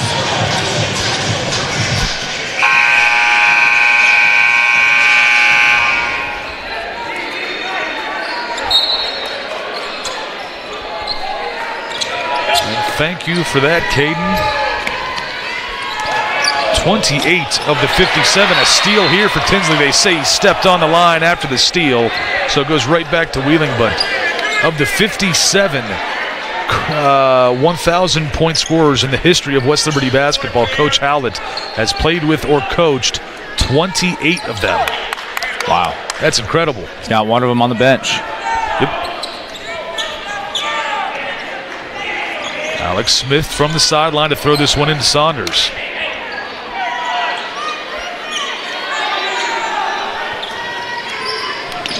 Saunders working against the freshman. Dragus, no good. Tipped around. Tinsley comes up with it. The other freshman for the Toppers. I think we're living with him shooting that any day of the week. Cross court. Clennett open. Boom! Clennett's first points make it a 12-point game.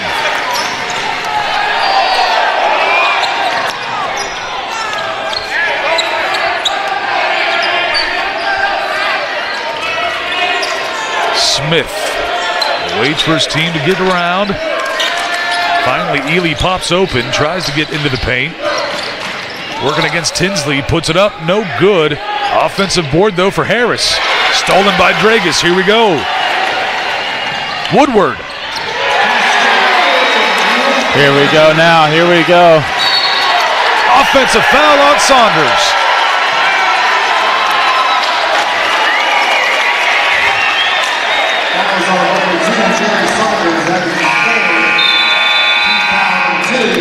We take another look at this. It'll be another media timeout. We will take the break, but we take the Toppers a 14-point lead out of nowhere. We'll be right back on Topper Station. All right, now you're just like Danny, huh? They'll probably never know about his thousands of hours of on-the-job training. Here you go, Daddy. Or that he spent as much time in the classroom as someone with a master's degree. You and I know he's one of the experts when it comes to electricity, part of a team committed to doing the job right. They call him Dad. You call him the electrician right down the street. IBEW, the power professionals in your neighborhood.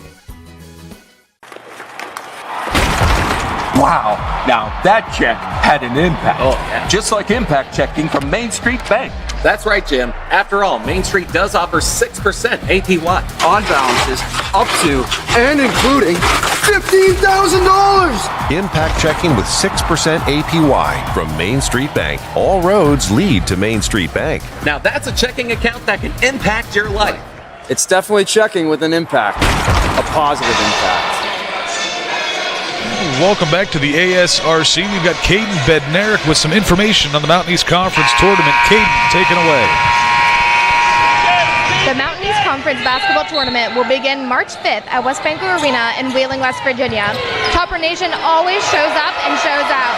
Be sure to get your tickets at mounteast.org and support the Hilltoppers in the conference tournament run.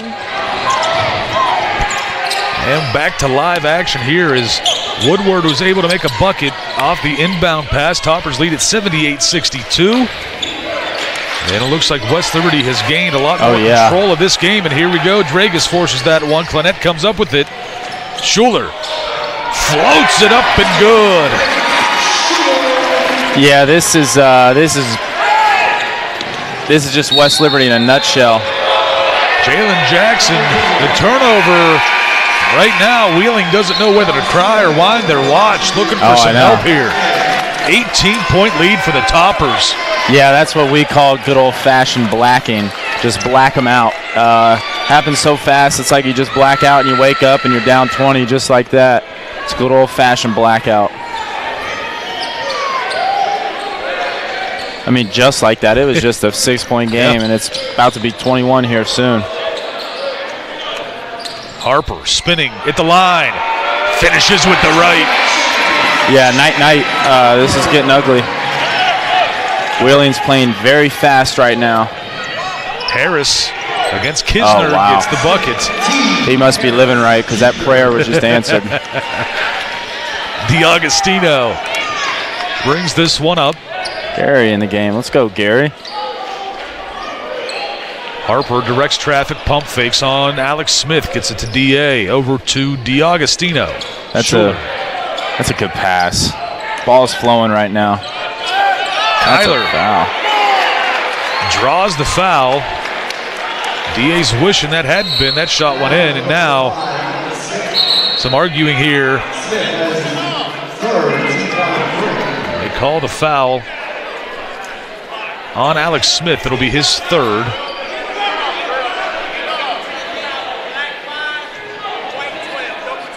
So we got a double technical, one on D'Agostino, one on Alex Smith. Technical foul on number 5, Alex Smith. That is his fourth personal. Yeah, both team fouls as well. Alex Smith just picked up his fourth, I believe. Yeah, he took the bait right there. I think Kyler just threw that worm out there, and he bit for it. He's able to get a tech and pick up his fourth. Harper can't get it to go. Oh boy. He almost makes me nervous every time he dribbles the ball. Everything's moving so fast over there.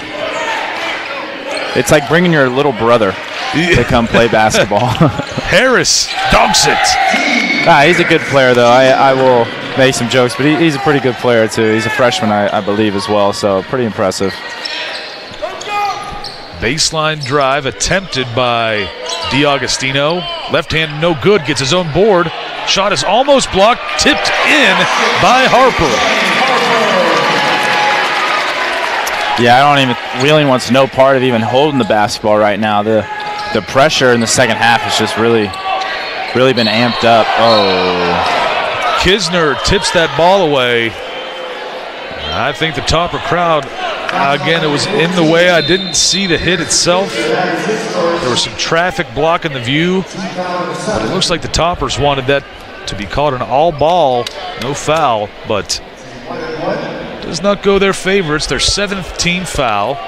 First on Kisner. The Toppers lead by 18 with about 12 minutes left to play. Yeah, that's a tough one there for Kisner. You know, he's not in that situation a lot often in the press where he has an opportunity to get a steal. Probably caught him a little bit off guard, to be quite honest.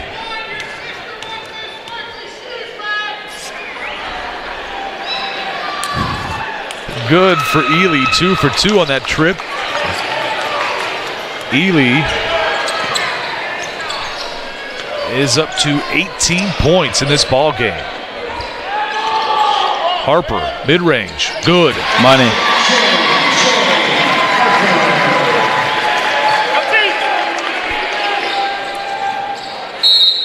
A foul called against Kisner. No argument on this one.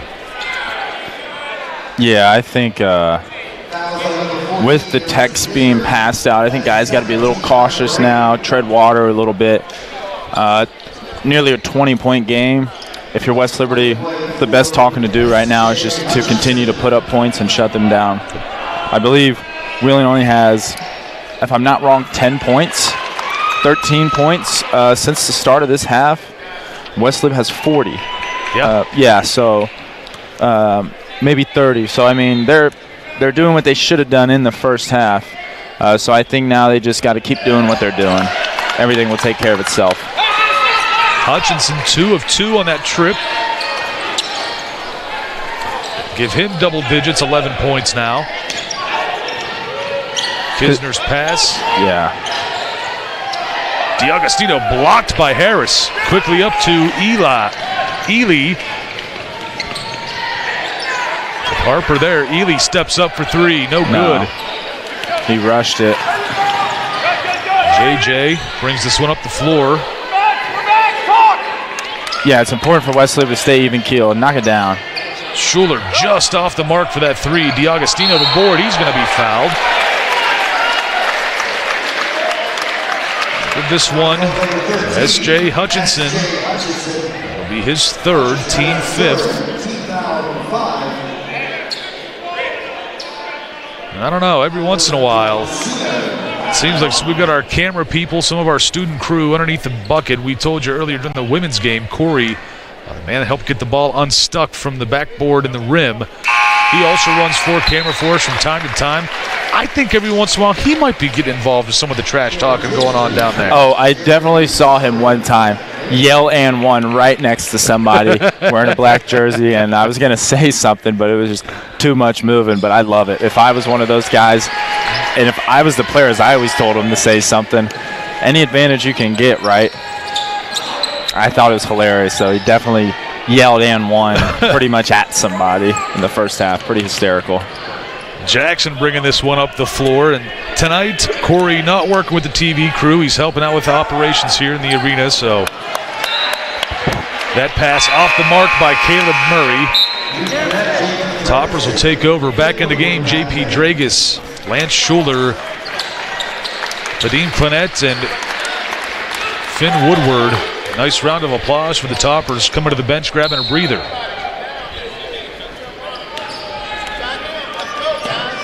This is a make or break for both teams. Jalen Jackson going to be called for a foul here. It'll be his first, team sixth. Him and JP getting into it a little bit. Yeah, he's just 14's always running into somebody. He's trying to draw contact. He's just kind of being like that little gnat that won't go away, but you know, it's good to do if you've got some years of experience under your belt, and more importantly, a little bit of respect under your belt. He's not really known too much right now in this conference, so it's going to rub some guys the wrong way with who's this guy bumping me right now? You know, goes a long way just putting some hours in, then you earn doing stuff like that. But he's a scrappy player. Woodward, back door. Schuler gets the finish.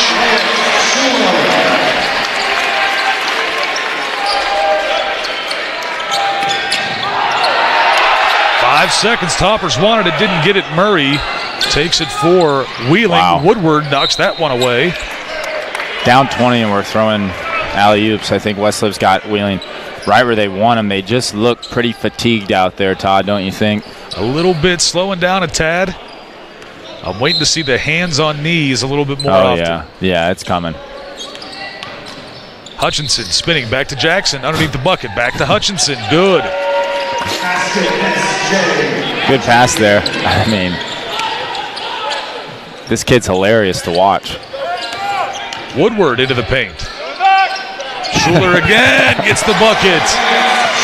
Lance to 15 points and a 20-point lead for the Toppers. Oh, my goodness. Here's a steal. Tinsley gets the finish with the left. And a timeout for Wheeling. The last timeout didn't quite get the job done and taking the heat out of a hot kitchen, and now West Liberty. Yeah. That kitchen's on fire right now.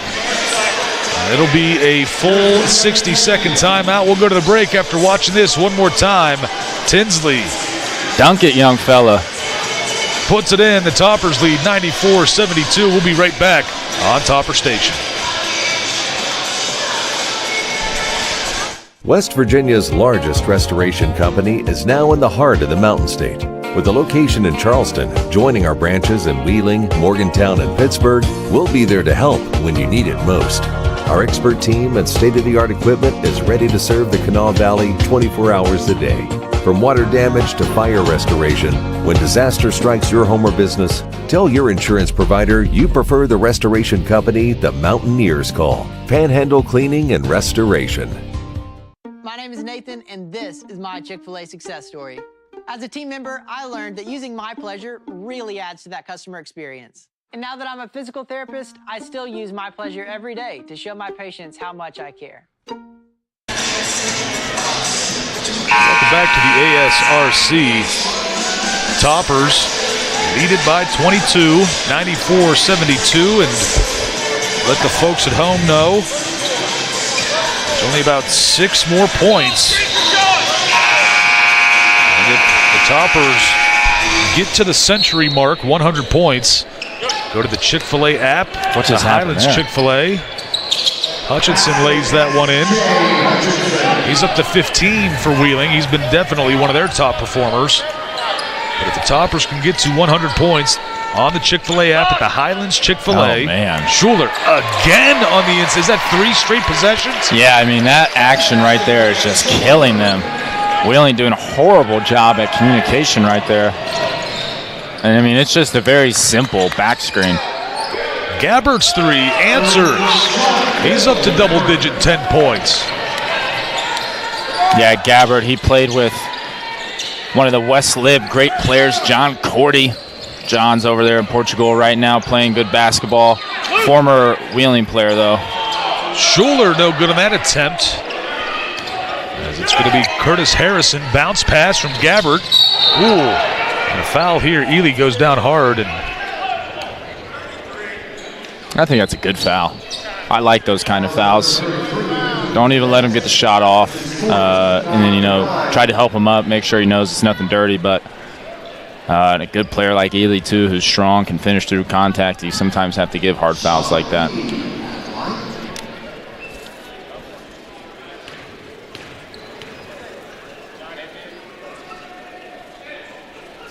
Ely hits his first. He's got 19 now.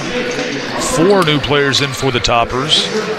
J.P. Dragos will be the one that stays out there. Harper, Kisner, DiAugustino, and Autry in for West Liberty.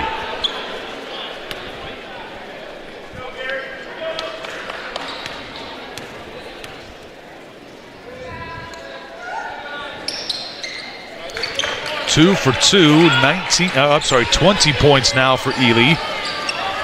Yeah, Ely's had a good game.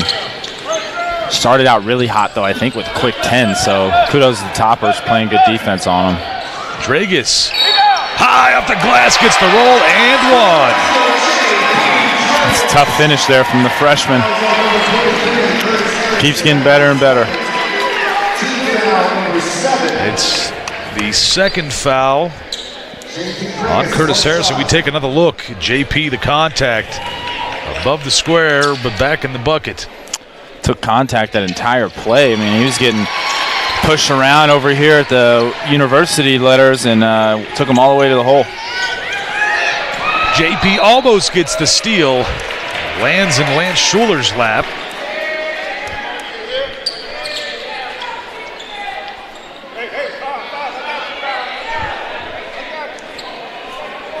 Now thrown in from the sideline will be Hutchinson.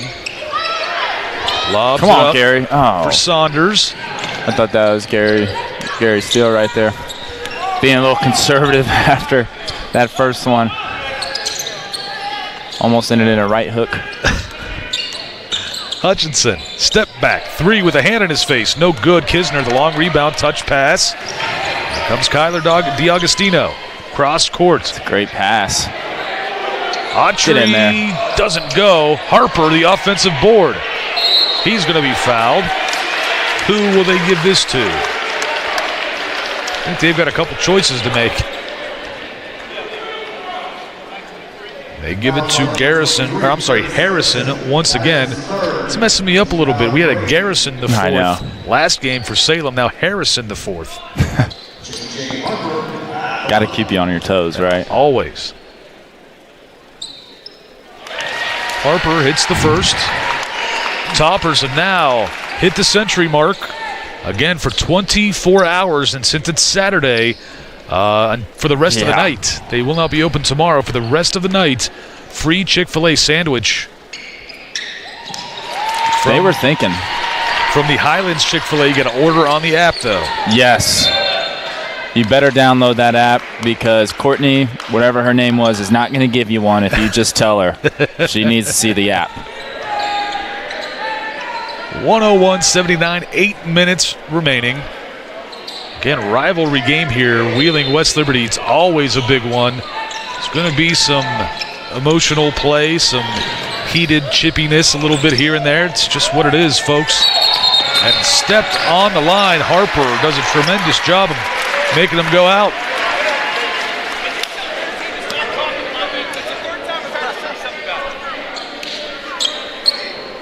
So Harper will throw this one in from the sideline.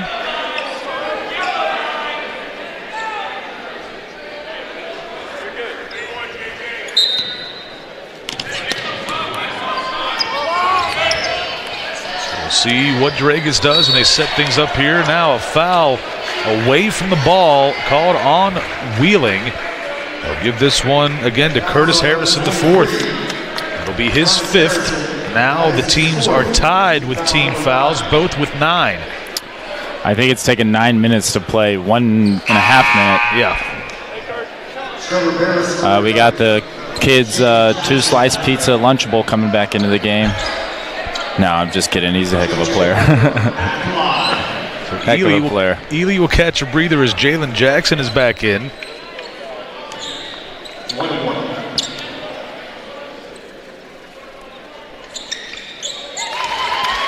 Good for Harper.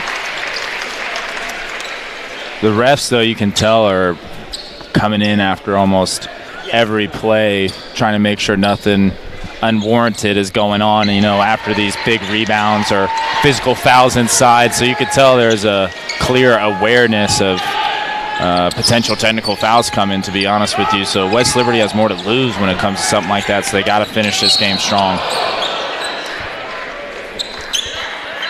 Jeez. They call that on J.J. Harper. It'll be his second, 10th team foul on West Liberty.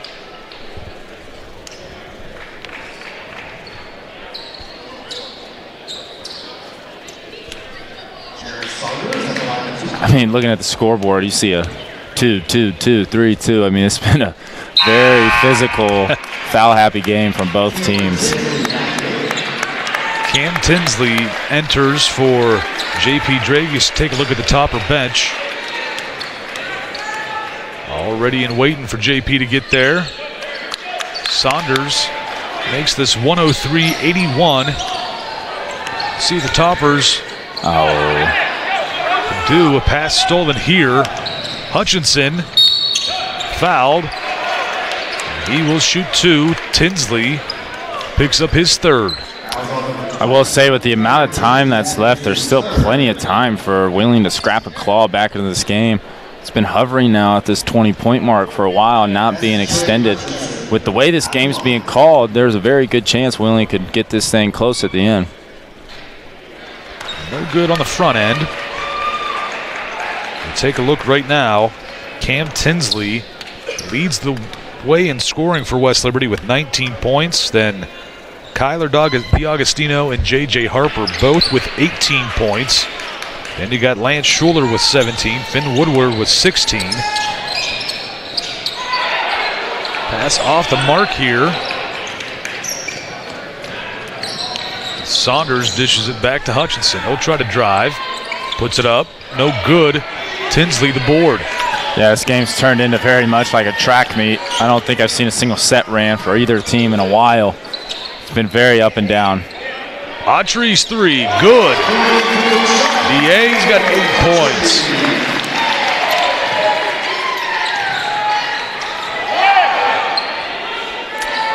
Oh, yeah, he's right where you want him. Westlip's got to get back, though, Wheeling with numbers here. Saunders takes a look. Going to keep this one himself. Gets into the paint on Kisner, spinning back around. No good, taken by Gabbard. That bucket does go in. Yeah, Coach Howe looks like he's going to get almost nearly a new group in right now. He doesn't seem too happy. That one off the knee of Harper. Possession goes to Wheeling. Back in the game is Caleb Murray. And, oh no, Murray's going to stay in. No, now he is coming out. Getting me confused here, folks. Yeah, it's a circus going on at the scores table. They got 4 coming in. We got 4 coming in. Jovan Jovanovic, number 3, in for the first time for Wheeling. Also, Elijah Edwards, number 0, in for the first time for Wheeling. And Jovanovic about knocked over Edwards himself. Yeah, Jovanovic isn't really on the stats scout at all that I have in front of me. Be interested to see how he comes in. He's in a big spot, big minutes for Wheeling. If they're going to make a comeback, it's probably right now, and I don't think he has a single starter in. Beresford in the paint. They have to kick it back out. Jackson working against Tinsley. Stops at the elbow. The jumper is good. Heck of a move. He kind of reminds me of that guy you brought up, Julian Newman. Yes. Yeah, real shifty, fast legs. Tinsley tries to answer, can't do it. And it's Beresford with the board. Cardinals, 5:40 left in the game, trying to get back in this one. Jovanovic, no good. Tinsley the board. Yeah, it's tough for number 3 to come in and be asked to hit a shot immediately. He has a pretty good stroke on him. Dragus no good. Beresford the board. Murray. Keep this moving for Wheeling. Kind of a gross look on Coach Howlett's face. I think he can sense that his guys are kind of playing like the game's already over, and it's far from it. Edwards hits a big 3 for his first points. Elijah Edwards from Beckley, West Virginia, Greater Beckley Christian High School. Tinsley answers right back. Cam with 22 tonight. Yeah, he's been really shooting the ball well. Beresford poked away. So last touch by West Liberty. And Beresford from Cameron, West Virginia with that stoppage in play. It's going to be the media timeout. We will take it 109-89. Toppers lead this one. We'll be right back on Topper Station.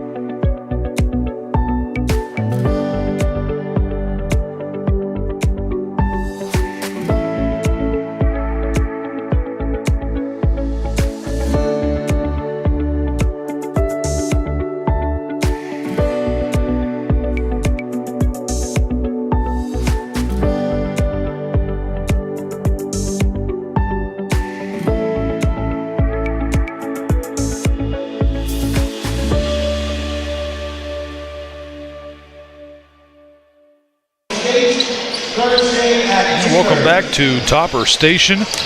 Just had an announcement with the women's games being finished and the standings are ready to go.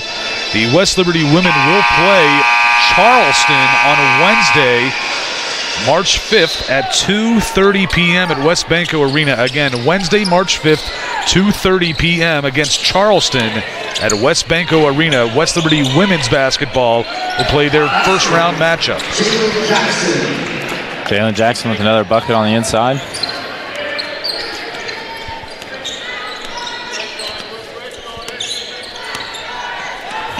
Now 4.5 minutes left to play. Clennett hands this one off. It's Woodward looking for someone. Gets Dragus for 3. No good. Jovanovic the rebound. Quickly up to Beresford. Back to Jovanovic. Thought about the 3. Has to go down low. Beresford is there. Foul going to be called.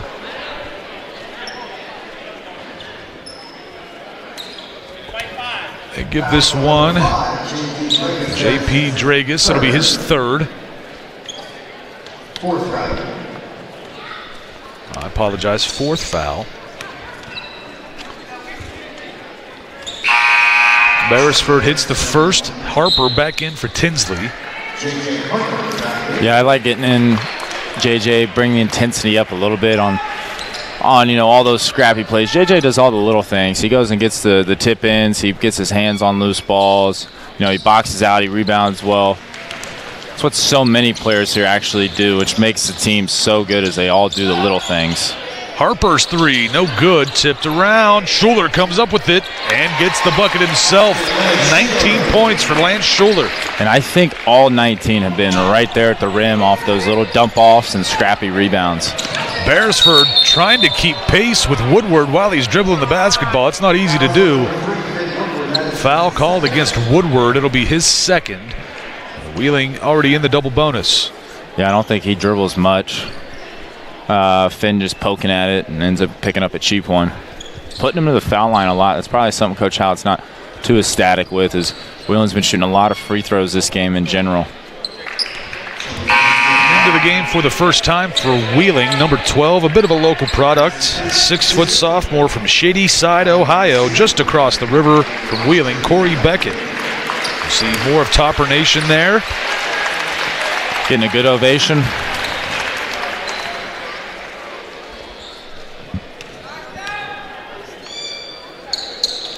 Beresford hits it. 111-94.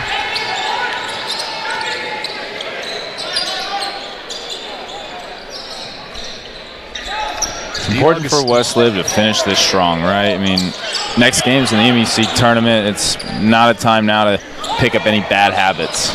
And I believe it's going to be about a week before West Liberty will have to play again. It'll be Friday, I believe.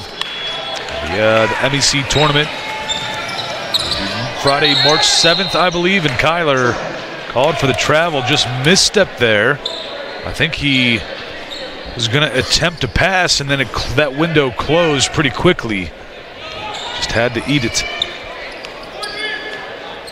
Yeah, and like you said, there's over almost a week break for them. They're not going to play Wednesday. They're going to end up playing Friday and going into the weekend.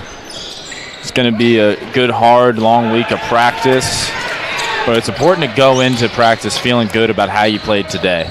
Clennett in transition doesn't go, but Harper able to save that ball and try to throw it off of Beresford, and does save it for West Liberty.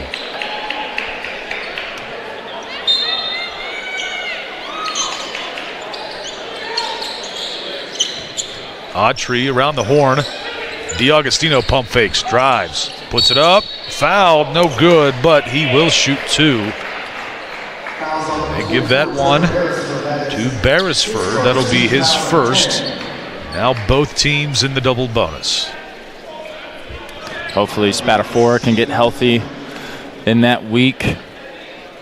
I'll tell you what, Wheeling, though, if they're able to put up 100 against other teams, that they might surprise some people in this tournament come March.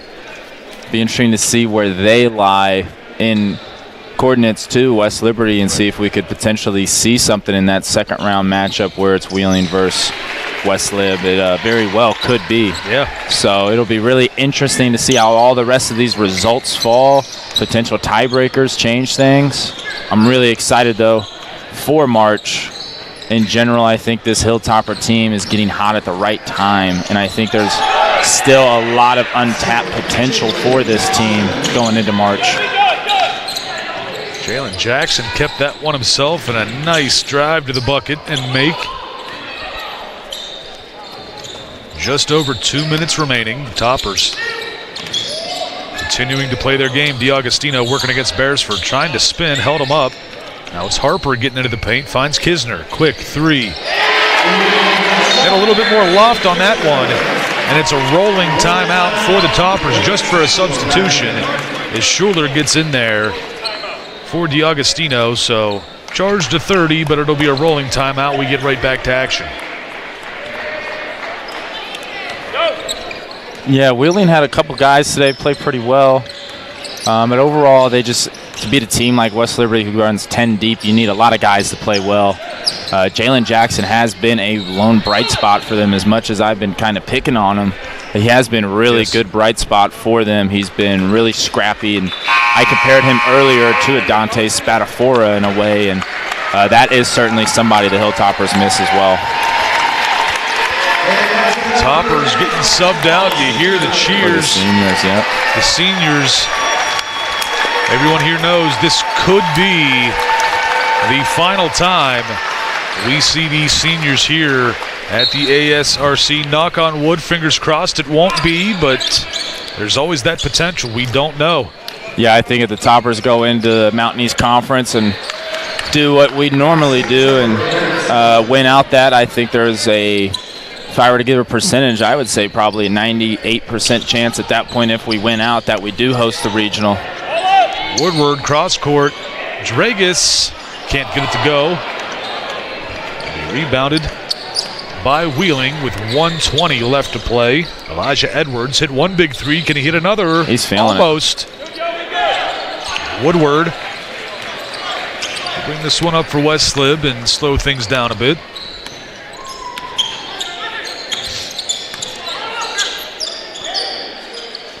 Minute left, but guys are still out here playing hard. It's what you like to see in a rivalry game.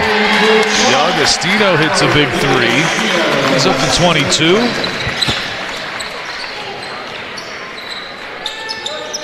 So with the Toppers win, 24 hours, you can get on the McDonald's app, get to the Stoltz family McDonald's in Elm Grove and order yourself a free Big Mac courtesy of the Toppers victory here. You got your free Chick-fil-A sandwich for the rest of tonight because the Toppers hit the century mark again. Yep, they give up 100 though once again. That's going to be something they're going to want to improve on going into the MEC tournament. Speaking for my past few teams, one of my teams was very good at defense, one of them not so great, and there was a reason why that team better at defense went farther. You know, when it comes to March, all these teams are very good offensively. It's those teams who are good defensively. The better defensive team seems to be the one who wins come in March. So it's something the Toppers are going to have to really lock in and focus on and know that, you know, they're not going to come March. You're not probably going to put up 120 every single night. Jovanovic with the deep three. I mean, he shot that about 2 steps in front of us. Yes, he did. Incredible shot. With that, that will be the final seconds ticking off of the clock here. Toppers win it. 119-103 is the final score. A big one for West Liberty, and again, they will be playing at the West Banco Arena Mountain East Conference Tournament this coming Friday afternoon or night. We don't know exactly what time or who they will be playing. Also, for the women's team, it will be this coming Wednesday, March 5th. They're playing Charleston at 2:30 p.m. in the afternoon. So, folks, you want to get to West Banco Arena. It's a tough time. Yeah, March 5th on a Wednesday at 2:30 p.m. as the Toppers take on Charleston in women's basketball. And hopefully we'll get to see them play a little bit more than just one tournament game this year, but we'll see what happens. But right now, the men's team, great day for Senior Day. They pick up 119 points and a victory. A good one for the Toppers. You've been through those Senior Day proceedings before. What was the feeling like? You've been through it as well, being an underclassman. Yeah. Seen it happen for your teammates, then it happens to you. What are all the emotions that go through that? Yeah, you know, for the most part, it is the last time they get to play at the ASRC. So as a senior, as an underclassman, it's always a good feeling. It's like a job well done, and especially at a place here like West Liberty where you've had a really good season more times than not. It always feels right to just kind of end it the right way. And for West Liberty, you know, they also understand that the job's not done. So it's a very short-lived satisfaction, if that makes sense. And, you know, those guys will get, those seniors, I should say, would get more satisfaction being able to come back here for regionals. So I guarantee you that speech in there, Coach Hallett saying something along the lines of, this is not our last game in the ASRC. Let's go take care of business in the West Banco Arena. That's exactly what it is. If the Toppers take care of business in the conference tournament, the regional tournament will be here in West Liberty. As of right now, if the regular season and conference tournaments were over right now, West Liberty would be hosting the Atlantic region here at the ASRC. We take a look at some of the final game stats. Top scorers for West Liberty: Kyler DiAgostino, 23 points. Cam Tinsley, he also had 22 points. Then you've got Lance Schuler with 19, J.J. Harper with 18, Finn Woodward with 16. J.J. got the double-double with 14 rebounds. Yeah. Perfect from the line, 3 for 3. Also had 4 blocks, 4 assists. Tremendous job. Toppers in the paint, 56 points, 47 points from the bench for the Toppers tonight. Seems like a pretty normal thing. And then assist-wise, West Liberty, 26 assists on 42 made shots after they had more assists than shot made today compared to the last game. So incredible job for the Toppers. Your take on the final regular season game of the season? I think it's as good as it's going to get for the Hilltoppers, it's hard to, with even Wheeling, it's hard to not look ahead to that conference tournament. And your regional ranking at this point, it's hard not to think about where that region's going to be played from that standpoint. So there's a bunch of outside factors trying to work their way in. It was nice to see them just stay here, take care of business on their home floor. Like you said, JJ 18 and 14, Finn 16 and 7 assists. 3 steals for Finn, 3 steals for JP, 3 steals for Kyler. I mean, they were everywhere. If they can just bring that into their half-court defense, I think the sky's the limit for this Topper team. Great regular season, but the job's not finished when you play here at West Liberty with the regular season. Yeah, we'll see how things go in the postseason, and just in case this is our final broadcast of the year, I hope it's not. Just in case it is, I want to thank everybody. Teresa Gretchen, our executive producer, our director all season long, Trent Nicholson, our entire student crew, Caden Bednarik, our sideline reporter. A huge thank you to Scott Nolte. He helped us out early in the year. Chaz came on after that. A huge thank you to you as well. We'll see what happens in the future, how we do these things next year when it comes to basketball. But if we do get to come back this year for regionals, it'll still be us on air. And, we'll have some good fun with that as well. Folks, down at the MEC tournament, West Banco Arena, coming up, the Toppers men's team will get a bye because of their first place finish in the regular season. They will play Friday at some point, probably Friday night, and the women, again, will play March 5th, a Wednesday at 2:30 p.m. against Charleston in the first round of the MEC tournament. I want to thank everybody for watching at home. For President Borchers that came at halftime of the men's game, thank you for being here. For Chaz Hines, I am Todd Allum. Thank you all for watching, and hopefully we will see you again in just about a week or so on Topper Station.